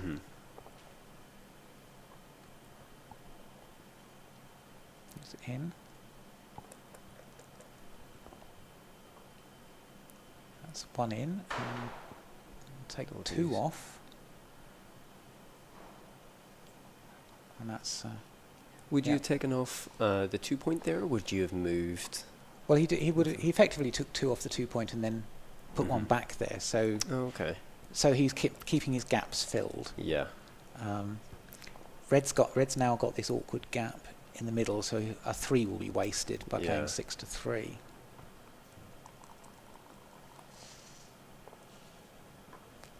One takes, generally right to take as many men off as you can with doubles like that, and particularly ones. Black's got another double 2. Yes, again, 2 men off. Okay, instead of moving closer. Instead of just moving closer. Yeah, you generally keep taking men off. Okay. And that's fixed red's hold. Now double 4. Now this is where we said a lot of this is going to be wasted because he can take 1 man off. Yeah. But the rest is used just shunting men further down the board. Is it more ideal to move these 4 to the 3 point? He wants to make sure that he's got both those gaps covered. So a 6-2 and a 5-1. No, that's wrong. That's now 5s don't work for him well either. Yeah. So double 5 would be absolutely galling to roll at this point. He ends up moving 4 men fairly impotently. So it's definitely swinging back towards red. See, 5-1 can only take 1 man off. Oh, okay.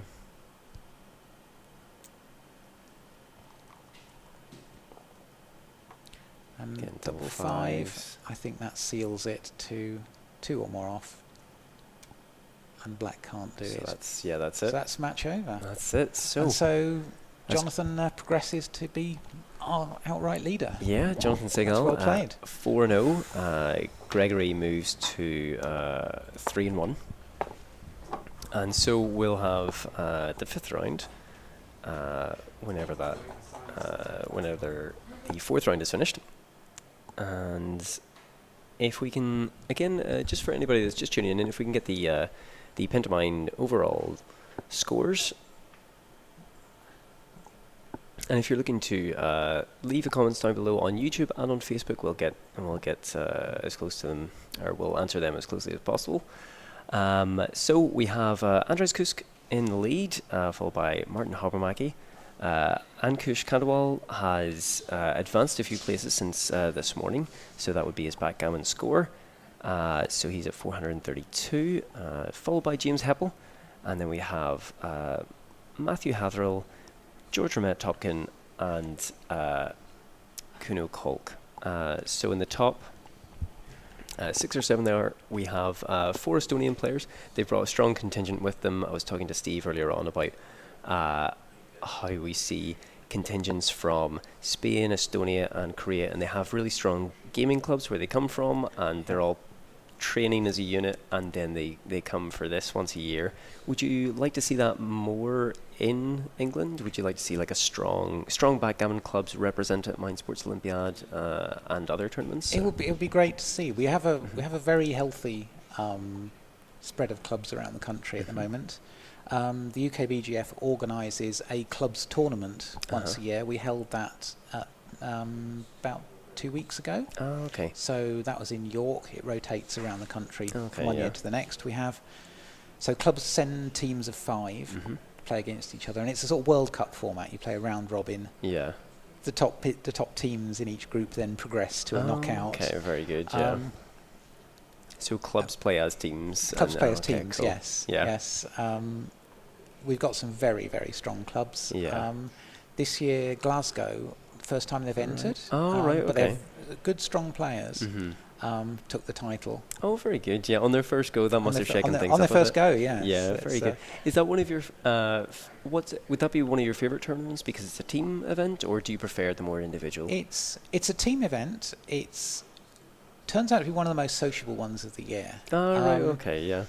Because people who wouldn't necessarily enter an individual knockout tournament are going as a group of 5. Particularly, a lot of 5s will include 1 or 2 less experienced players who are sort of cutting their teeth on tournaments for the first time. Yeah.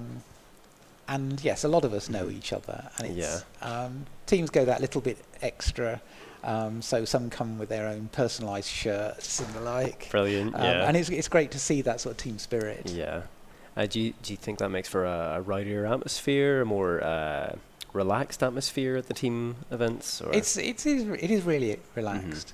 I think, yes, there are some players who take things a little bit too seriously at times, but the fact that your destiny is not in your control entirely. Yes. You've got to rely on 4 other people who have got to go out and win as well. Yeah, and and I imagine that also makes it that you can't necessarily get too angry at your teammates, because you've also got to travel home and play with those with your friends again.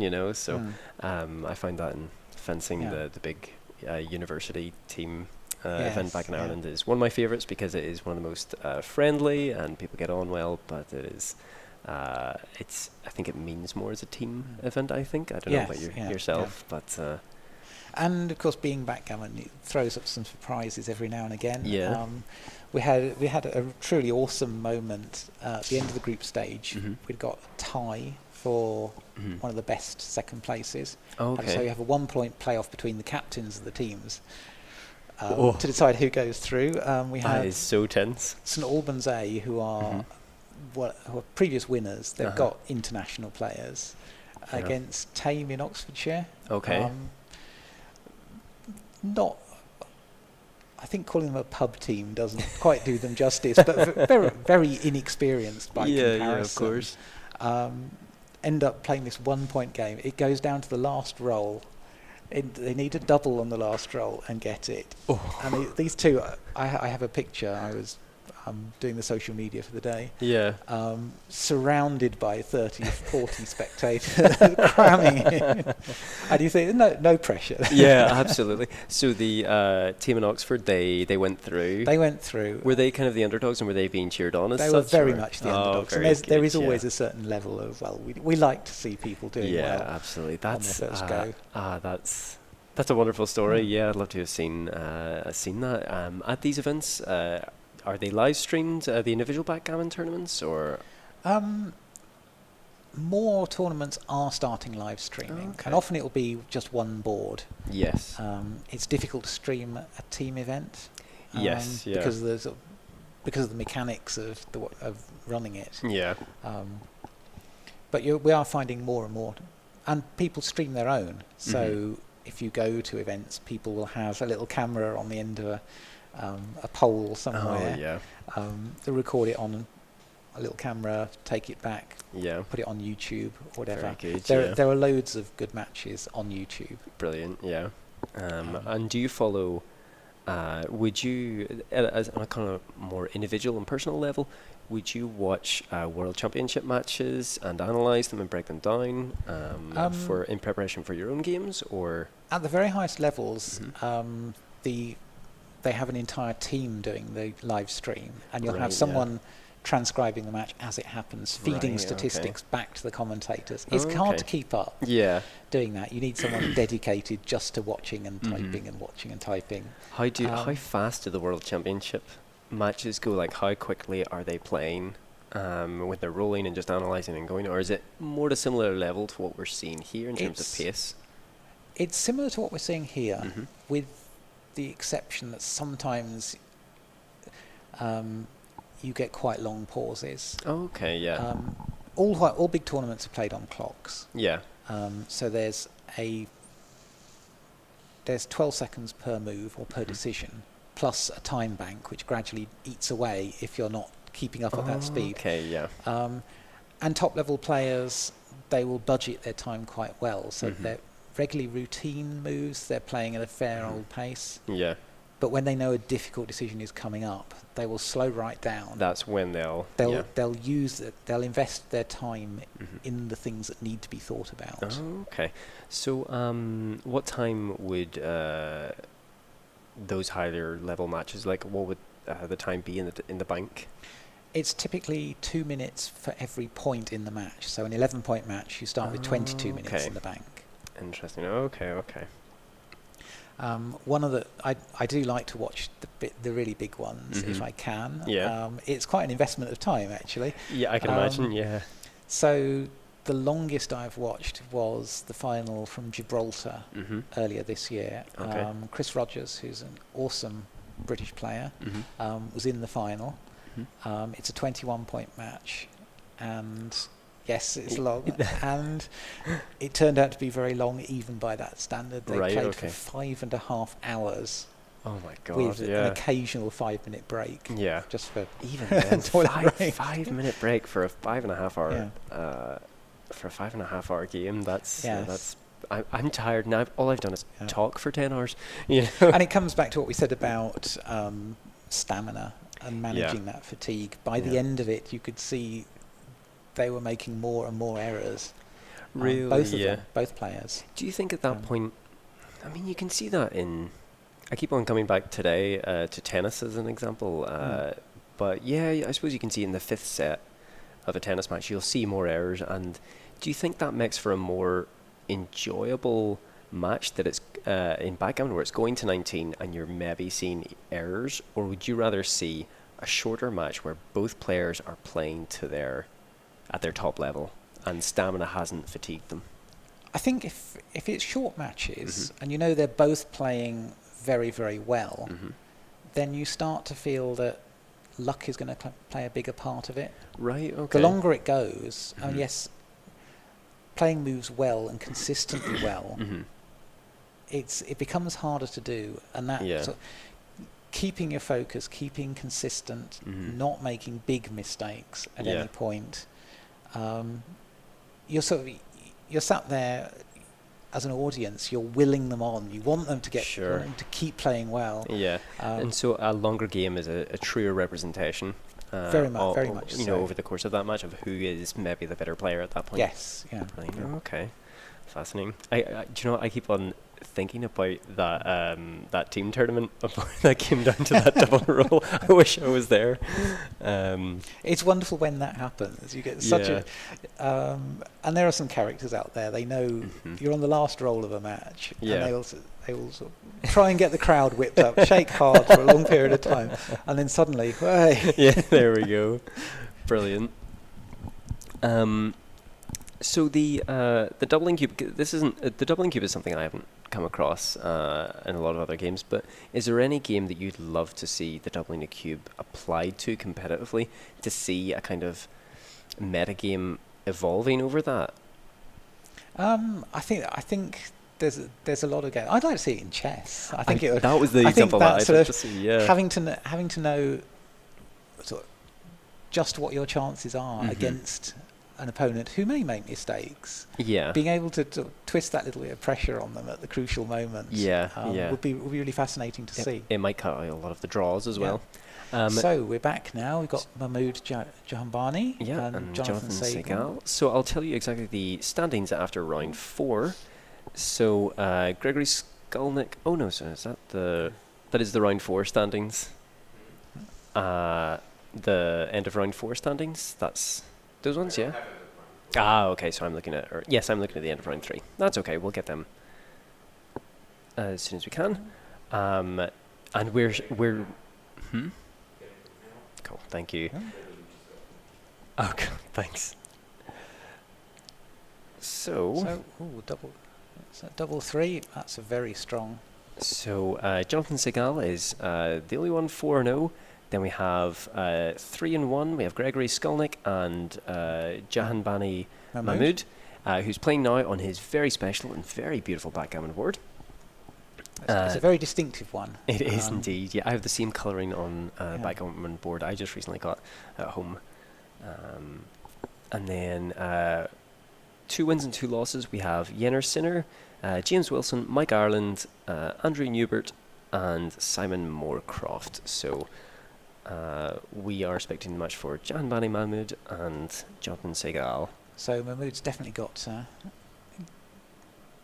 the win behind him here. 6-5 runs a man out. He got an early double 3, which has made 2 home board points. It's a very threatening position for him now, playing black. White's rolled 5-2. So 7 away, but he can't hit that man there because the blocked points. Not a lot White can do. 5-3 brings 2 men down, and now everything on the black side is safe. 5-1.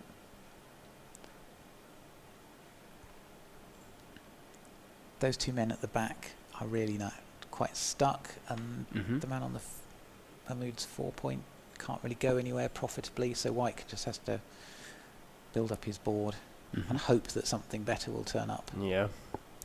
So we have a comment on Facebook from Steve Rain. How's it going, guys? Looks great. It's going great indeed. We're just watching. It's definitely going great for Mahmood right now. Very much so. And Adam Stocks is finally able to join us. So Adam, welcome. Glad you're here with us on the stream. So let us know what you're thinking about the games that you're watching. So if there's anything you would do differently, or if there's any questions you have for Julia, let us know by commenting on Facebook or on YouTube, wherever you're watching. So White's in a bit of a bind here. That man on the 4 point is as long as he stays there, then he's at risk of getting pointed out. Okay. If he runs away, then it sort of as he's going to do, he sort of abandons the back two and takes a lot of the pressure off Mahmood. He doesn't have to roll particularly well. Oh, okay. He can just bring his men forward. He can leave shots out in his outer table.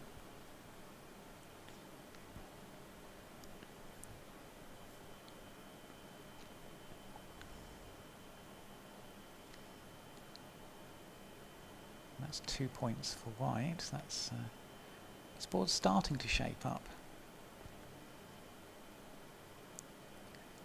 Mahmood makes his 4 point now. White is quite glad that he didn't leave a man there. Yeah. So is Mahmood on this second quarter? Is this an awkward position for White to advance on?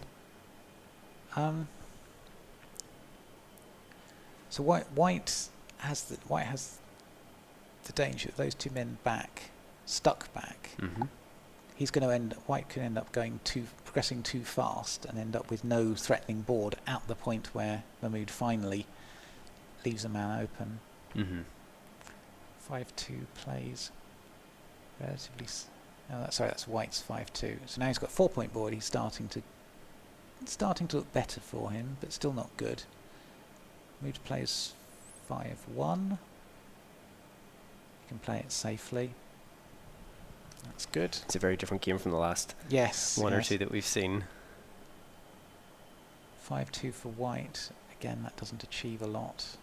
He'll just bring men in. He's now thinking about giving himself as many options for making the 2 point as possible. Now 4-1. Again, Mahmood can play safely, but it's now starting to look a bit awkward with 5 men on a point.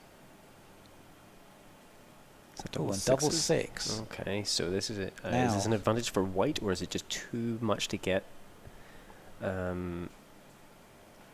White is still behind after this double six. But at least one of them has to go. He's only got 2 sixes that he can play over on his side, so one of those men has to come out. And his question is, does he leave the other one back? Does White take the 6 point? Does he enter a race by bringing both men out? Or does he hold one back in the hope that it will go differently? Yeah. One all on its own back behind all those black men. It's not looking very good.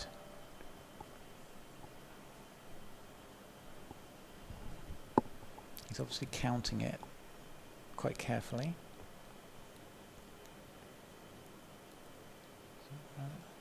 Oh no, sorry, I missed a White man. He can play it without coming out. Oh, okay. There was one on the top right I didn't see. 4-3. 2 men in, so... You would rather see Mahmood play this safe, or would you rather see him take a couple of white pieces? Playing into this corner. He's got to leave the 6-1 there. White can get 6-1 to hit.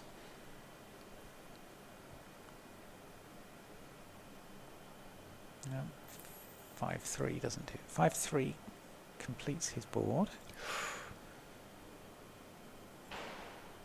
6-1 makes a point for Mahmood, and he's now the 6-1 comes. So one of them has to go. 4-2. He's going to can either play safely like that, or he can take a man off. 3-1. Have you seen a match before where prime has been set up here, and just they're both unable to move? Does that happen often, or is it very rare? It's rare that you get two complete primes, and one of them will eventually break. Yeah. And those positions tend to be quite difficult to play, because you've got to make sure your opponent breaks just before you do. Yes, yeah. Now Mahmood's finally knocked that man on the 1 point off, and it doesn't look like there's a way back for white now. Mahmood's got an even number on both of his back 2 points, which means there is no imminent danger for him. Yeah. He can take two men off and leave that position. Actually, looks like he's trying to get white off the bar as quickly as possible. 6-5.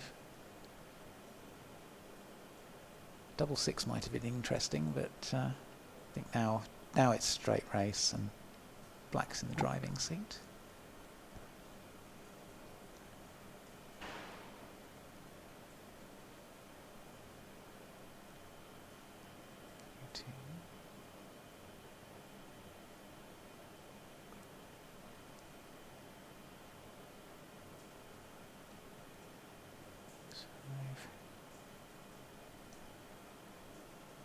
Wow. 6-2. It's still doable, but white needs some big rolls now. 6-2 takes 2 more men off. So it's definitely advantage black here. Yeah. White only gets 1 with that, and that's double sixes. Double sixes. That's finished him off. Yeah. That was a quick round 5. It was, yes. So that's a victory for Jahanbani Mahmood. That will bring him up to, I believe, 4-1, and that will leave Jonathan Segal at 4-1 as well. So going into the 6th round, there's a gold medal still to be decided, and Jahanbani, I think, will be in the driving seat based on tiebreakers, because he will have beaten Jonathan, but we don't know whether Gregory and Jahanbani. A lot will depend on who's played each other in previous rounds. Yeah. It's generally better to win your early rounds and then lose at the very end. Yes. Rather than lose early on and then play lower ranked players for the rest of the tournament. Yeah. You want to be in with that quick, that early advantage. It's lovely watching Mahmood's very distinctive board. It's gorgeous. Although a lot of the MSO games are played on MSO equipment, it's fascinating to see how much time and effort people put into personalising their sets. There are so many different ones out there, and a lot of people are recognisable by the set that they have. Oh, right, okay. Do you have your own prized board yourself? I have I have 2 actually. Okay. A smaller one which I've had since I was a student, and a larger tournament-sized one which I bought about 10 years ago. Most boards come in a dark black case with sort of coloured inlays. Mine is a bright blue case. Beautiful. And the playing surface is black and white. Yes. So it really stands out. And really attached to it. And I don't know of anyone else who's got in exactly the same one. I see.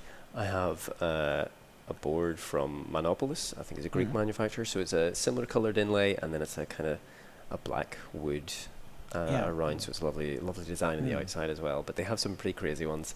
And backgammon boards kind of notorious for potentially being some of the most expensive boards that you can purchase. Why do you think that it is that backgammon boards in particular, you can be in the hundreds, thousands you can even be paying? Is it just the design that goes into it, or the materials used? A lot of it is the reflection of the amount of time it takes. the very cheapest ones, they come with points that are like slightly leathery material that's stitched onto the playing surface. But sort of the more expensive ones, they come screen printed. Yeah. And sometimes they have quite complex designs on them. It takes a long time to build and wrap the wooden frame with the high quality material. Okay. There's a lot of intricate little details like corner protectors that get built in. Yeah. And just the fact that every one seems to be unique is really there's a bespoke nature to the boards. So Mahmood is now playing Simon.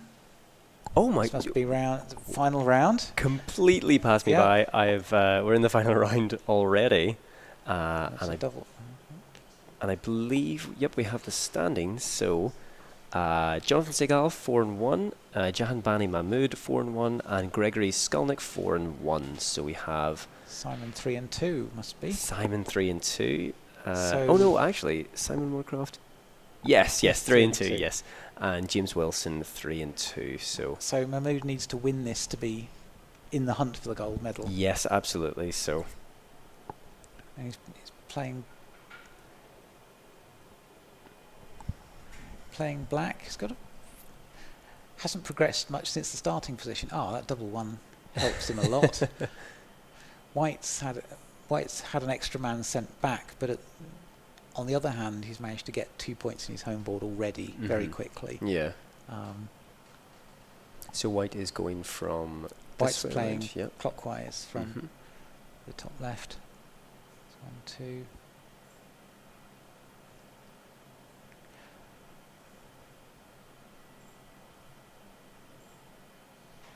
Do you think this is an advantageous position to have?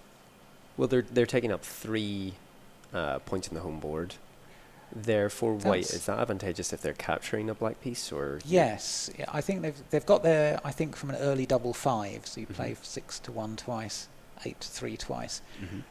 That's a good start if you're trying to blitz your opponent out. Just attack those 2 back men as hard as you can. Yeah. You hope that they're going to stay off the board for a long period of time. Yeah. But it looks like that hasn't happened. White's had quite a few sent back now. And this is probably going to turn into a lot longer game than the other ones we've seen. White's going to make no effort to run these back men out. He's sat there, bunkered down in black territory for the long term. It wouldn't be true to say White doesn't care about being hit, but it's not nearly so important now. Yeah. In fact, White would quite like to have that 3rd point made, because then black is really going to be... He's going to find life very awkward coming in. Okay. 4-5 for Jahan Bani here. Just 2 men down. Double 5 for Simon. A little bit too fast. White is now... He doesn't want to find his front men getting too far ahead of themselves while he's still got those men at the back. So 2 down, he would certainly want one of these to come out into the outfield.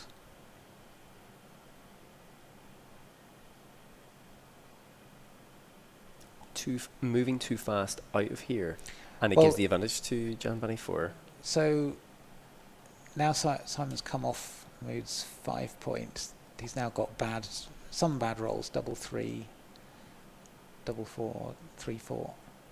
I think Mahmood will hit with that 3. Yeah.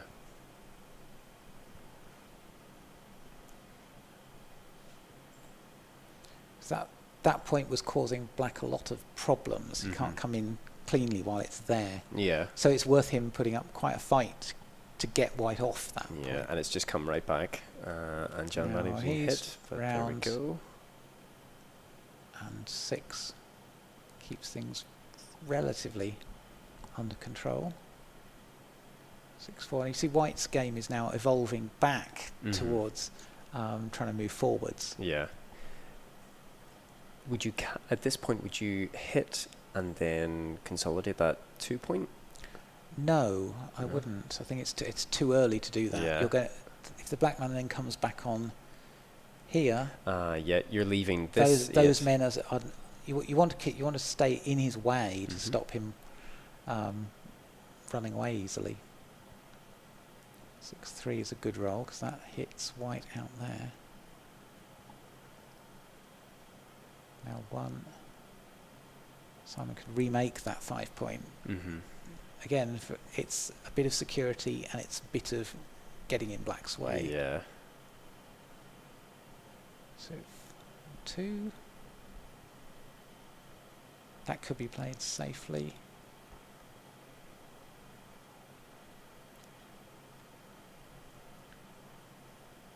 Yeah. Do you think that was the safest maneuver? Yeah, it doesn't leave anything open for being hit. Now, again, double 4 is pushing white forwards. See, all these men are now in the home, getting towards the home board. Another double 4 would be very awkward. Yeah, dangerous proposition if Jan Bunny leaves something open, though, because it'll find it hard. It's going to be a long hit. That's a 10, so it's not going to be hit very often. Yeah. So he's got 3, 4.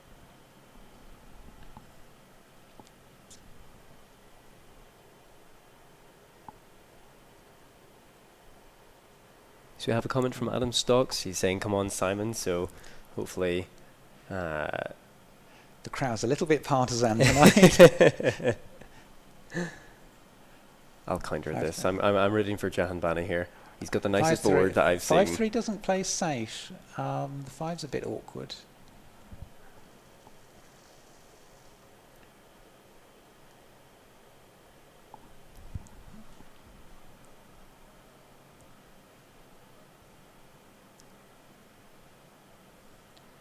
Bringing that down, it's still only a 7 to hit, but now you can see this point is having its desired effect. Those black men are getting stacked up in awkward piles now. So one man comes out because you can't afford to use this man up and play him deep. Yeah. 5-3. That does still play safe, but it's looking more and more ugly. Yeah, it's difficult. Black is going to have some difficult rolls ahead. 6-2. 6-3. Black can't play it safe now.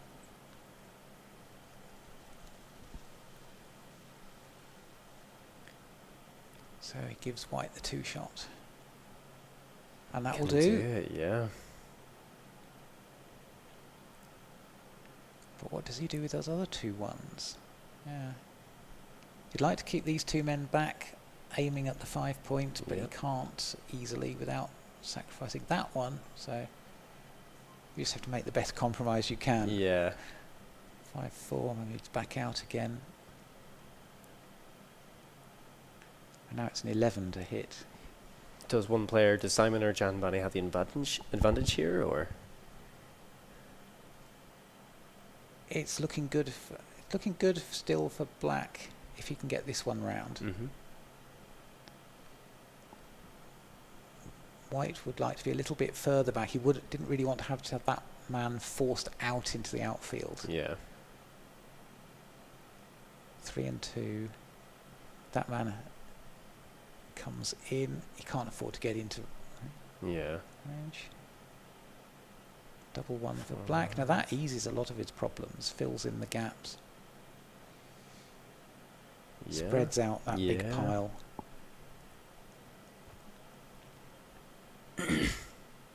3-2, so he can't come off the 5 point. He's now either got to compromise this board or bring that man round into range. So he's out of range at 1, 2, 3, 4, 7 5, 6, 7 away. He's 7 away. He needs a combination shot to hit. Yeah. At 6 away or closer, then he if Jan Bani gets the 7, should he take that and hit? Yes. Or because it lures out the white from the 5 point? Well, his board is now strong enough And all these men are now threatening enough that he's not particularly bothered about another white man. Ah, okay. And now Simon's got to run with one, so it runs with both. So we're now into the race. Now into a race.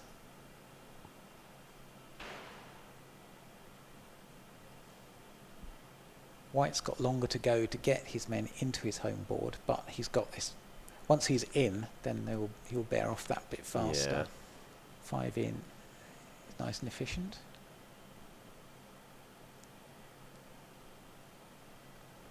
Mood can bring 2 in. They've both got gaps on their 5 point, which might prove to be important later on. So 2 off. Simon brings it in. Now you can see it's very similar positions. Oh well, double 3 is good for black. Yes. And a 5 is a waste for white. So yeah. So the advantage is definitely Jan Bunny. He's now double 5. It's not good that you move 3 men down with it, but he's now far enough ahead that it doesn't really matter a lot. Yeah. I think this is going his way. Mahmood and I have played many times over the years at MSO. He's a regular, I'm a regular, and we seem to draw each other quite regularly. 3-2,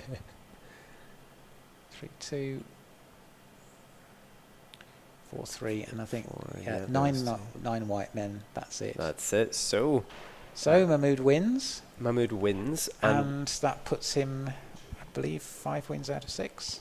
Maybe, would you like to interview Mahmood if we can get him in? Would you like to interview him about how he did in the tournament? I think it would also be nice to see what goes on in the other match and so how the medals are going to work out. Yes, absolutely. It'd be nice to talk to all the medalists. Yeah, it'd be great to see. I don't think we can move the camera to another game, but we can definitely find out what's happened. So if I bring up the end of round 5, so Mahmood will have gone 5-1. So I believe Jonathan and Gregory played each other. Yep. At some point, so they can't play each other in this round. No. So there's a potential for 3-way tiebreak. Yes. Tiebreaks are always interesting to resolve. This year with MSO, we've started using Swiss Perfect, which is software for doing the Swiss draws. Fortunately, that will do all the difficult calculations for us. Take some of the manual work away. Absolutely. Do you, in other backgammon, I'm just seeing the outside of that board. Oh, that's beautiful. Lovely. In backgammon tournaments, are you using Swiss? What kind of structures do you have to the tournaments? Is it Swiss Perfect, or are you round robin and then into the knockout stages, or pools? A very common format is over a 2-day tournament is Swiss for the first day, typically 5 rounds. Okay. And then the top, however many, go off to a main knockout, and everyone else goes off to a consolation knockout. Ah, right. Okay. Swiss Perfect isn't necessarily used very much. Okay. There are some sort of custom software built by backgammon players to do much the same thing. Oh, okay. Which doesn't necessarily have the complexity of chess software. Yeah. Other tournaments are just straight knockouts, and they're either worked on something like Challenge, the website, or the more traditional way with just large brackets drawn out on paper. Yeah. It's very nice now that you can get a sort of live feed of results. Yes, it makes a huge difference to engaging people in the game, that they can see exactly what's going on at any moment. Absolutely, yeah. So is that the final round finished, or are we just... Perfect. So we're just going to get a few interviews with the medalists as soon as we can. I think, Julia, you know more than backgammon. I think it would be a more involved interview with yourself. Okay. So we'll see who we can get first into those interviews. I've really enjoyed this with yourself. I've learned so much. It's been great fun. It's very different watching a game and actually having to think about what I would do as against what the players are actually doing. Yeah. Do you do a lot of commentary? I know you do reviews of books and you do social media for how tournaments are going, but do you do a lot of live stream commentary on them? No, this is my first time. Wonderful. This is also my... It's been a great experience. Yesterday was my first commentating experience, so it's been great. Yes, next year, hopefully, we can comment on matches together again, and I'll show you how far I've gone in my backgammon experience. I can actually identify where players are starting. So I think we have Jan Bani Mahmood, so I'll move off.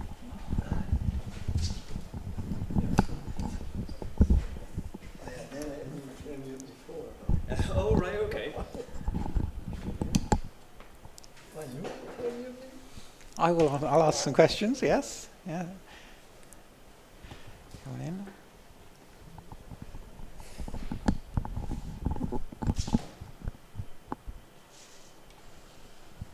Okay, can you hear me all right? Yeah. Yeah. Mate, brilliant. So you've obviously done very well tonight. Yeah, thanks very much. How's your day gone as a whole? I played this morning 11 points, and I lost because I was very tired. I didn't sleep very well last night.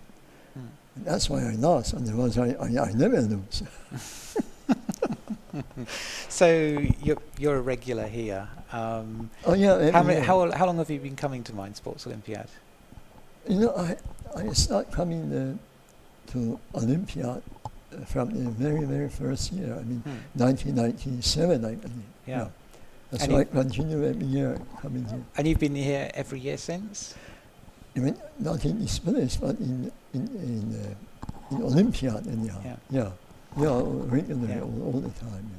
And so you've come a lot of times. You've got a lot of medals, I presume. Yeah, I got something like about 20 medals, gold, silver, all colours. Yeah. Which format do you like playing in most? Do you like the long matches? Do you like the one-pointers? The excitement of it? I've been all over quickly. I am the best, so I don't matter. I mean, I don't mind. Is it short or long? See, I'm very humble. I'm very modest. Do you have a particular favourite event here? I think you're about to be presented. This must be a first, a medal presented live on the stream. No, it has to be gold. Gold. What? The inscrutable computer has decided. Oh, yeah. Well, that's another one to add to your collection then. Put it on. Put it around my neck. I'll go for this, put it on. Yep. Okay. There we go, silver medalist. Yeah. Well done. Well done. And this is strange because we've both been coming to Mind Sports Olympiad for a long time. Yeah. It's the first time in a long time that we actually haven't played on a given day. Yeah, I believe so. Yeah. Okay. So, well, thank you very much. Thank you for joining us. It's been a pleasure commentating on you. It's been my first experience, and good luck in the 5-pointers tomorrow.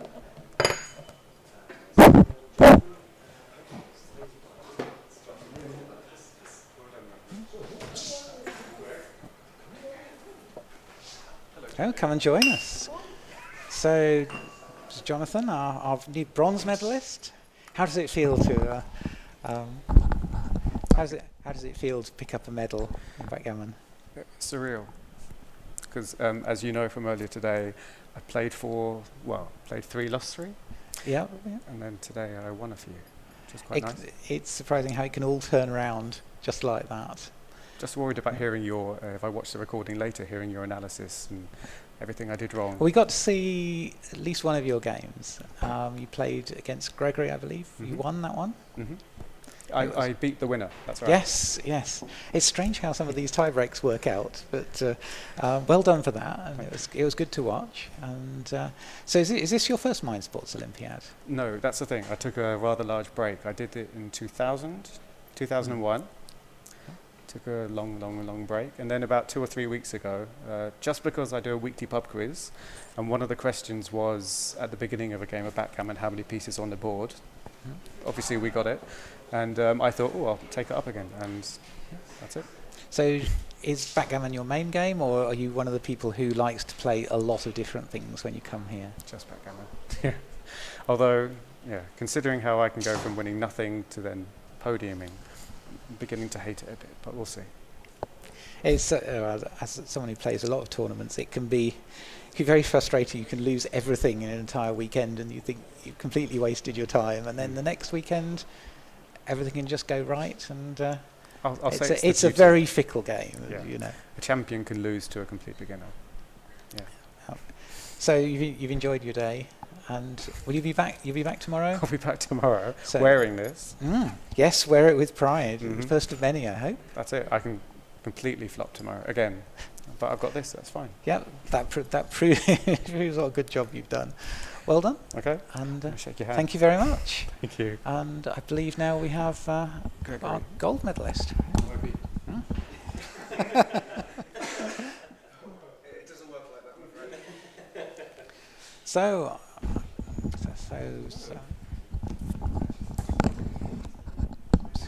put the headphones on. You can hear me?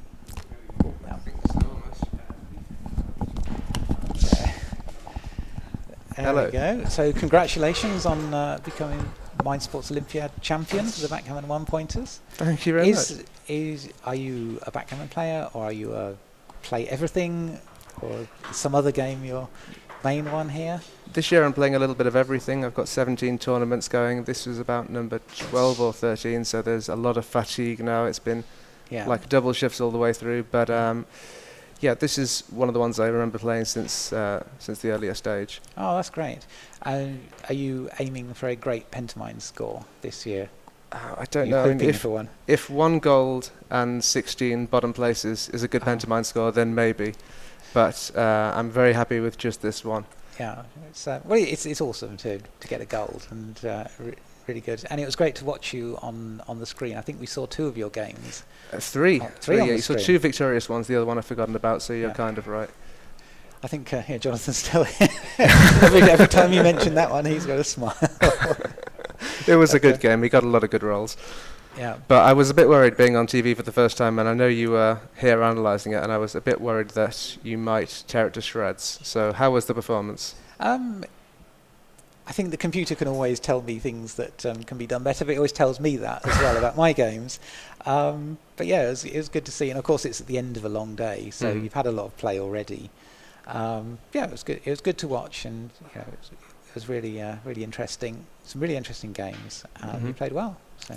Oh, thank you. No, it's nice to be playing in a tournament. It's not something I'm used to, but I'm used to playing with my mum ever since I was 5, and every time I visit my mum, there's always been a backgammon set under the TV. We've always played. She has called herself the backgammon master and has taught me, so if it wasn't good, it's her fault, but I will give this to her.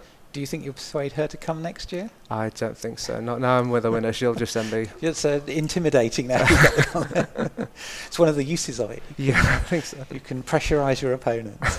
Well, thank you very much for joining us. Thank you. And I say well done, and I hope to see more of you in future years. Thank you very much. I'll be back. Thanks for coming on. Thank you.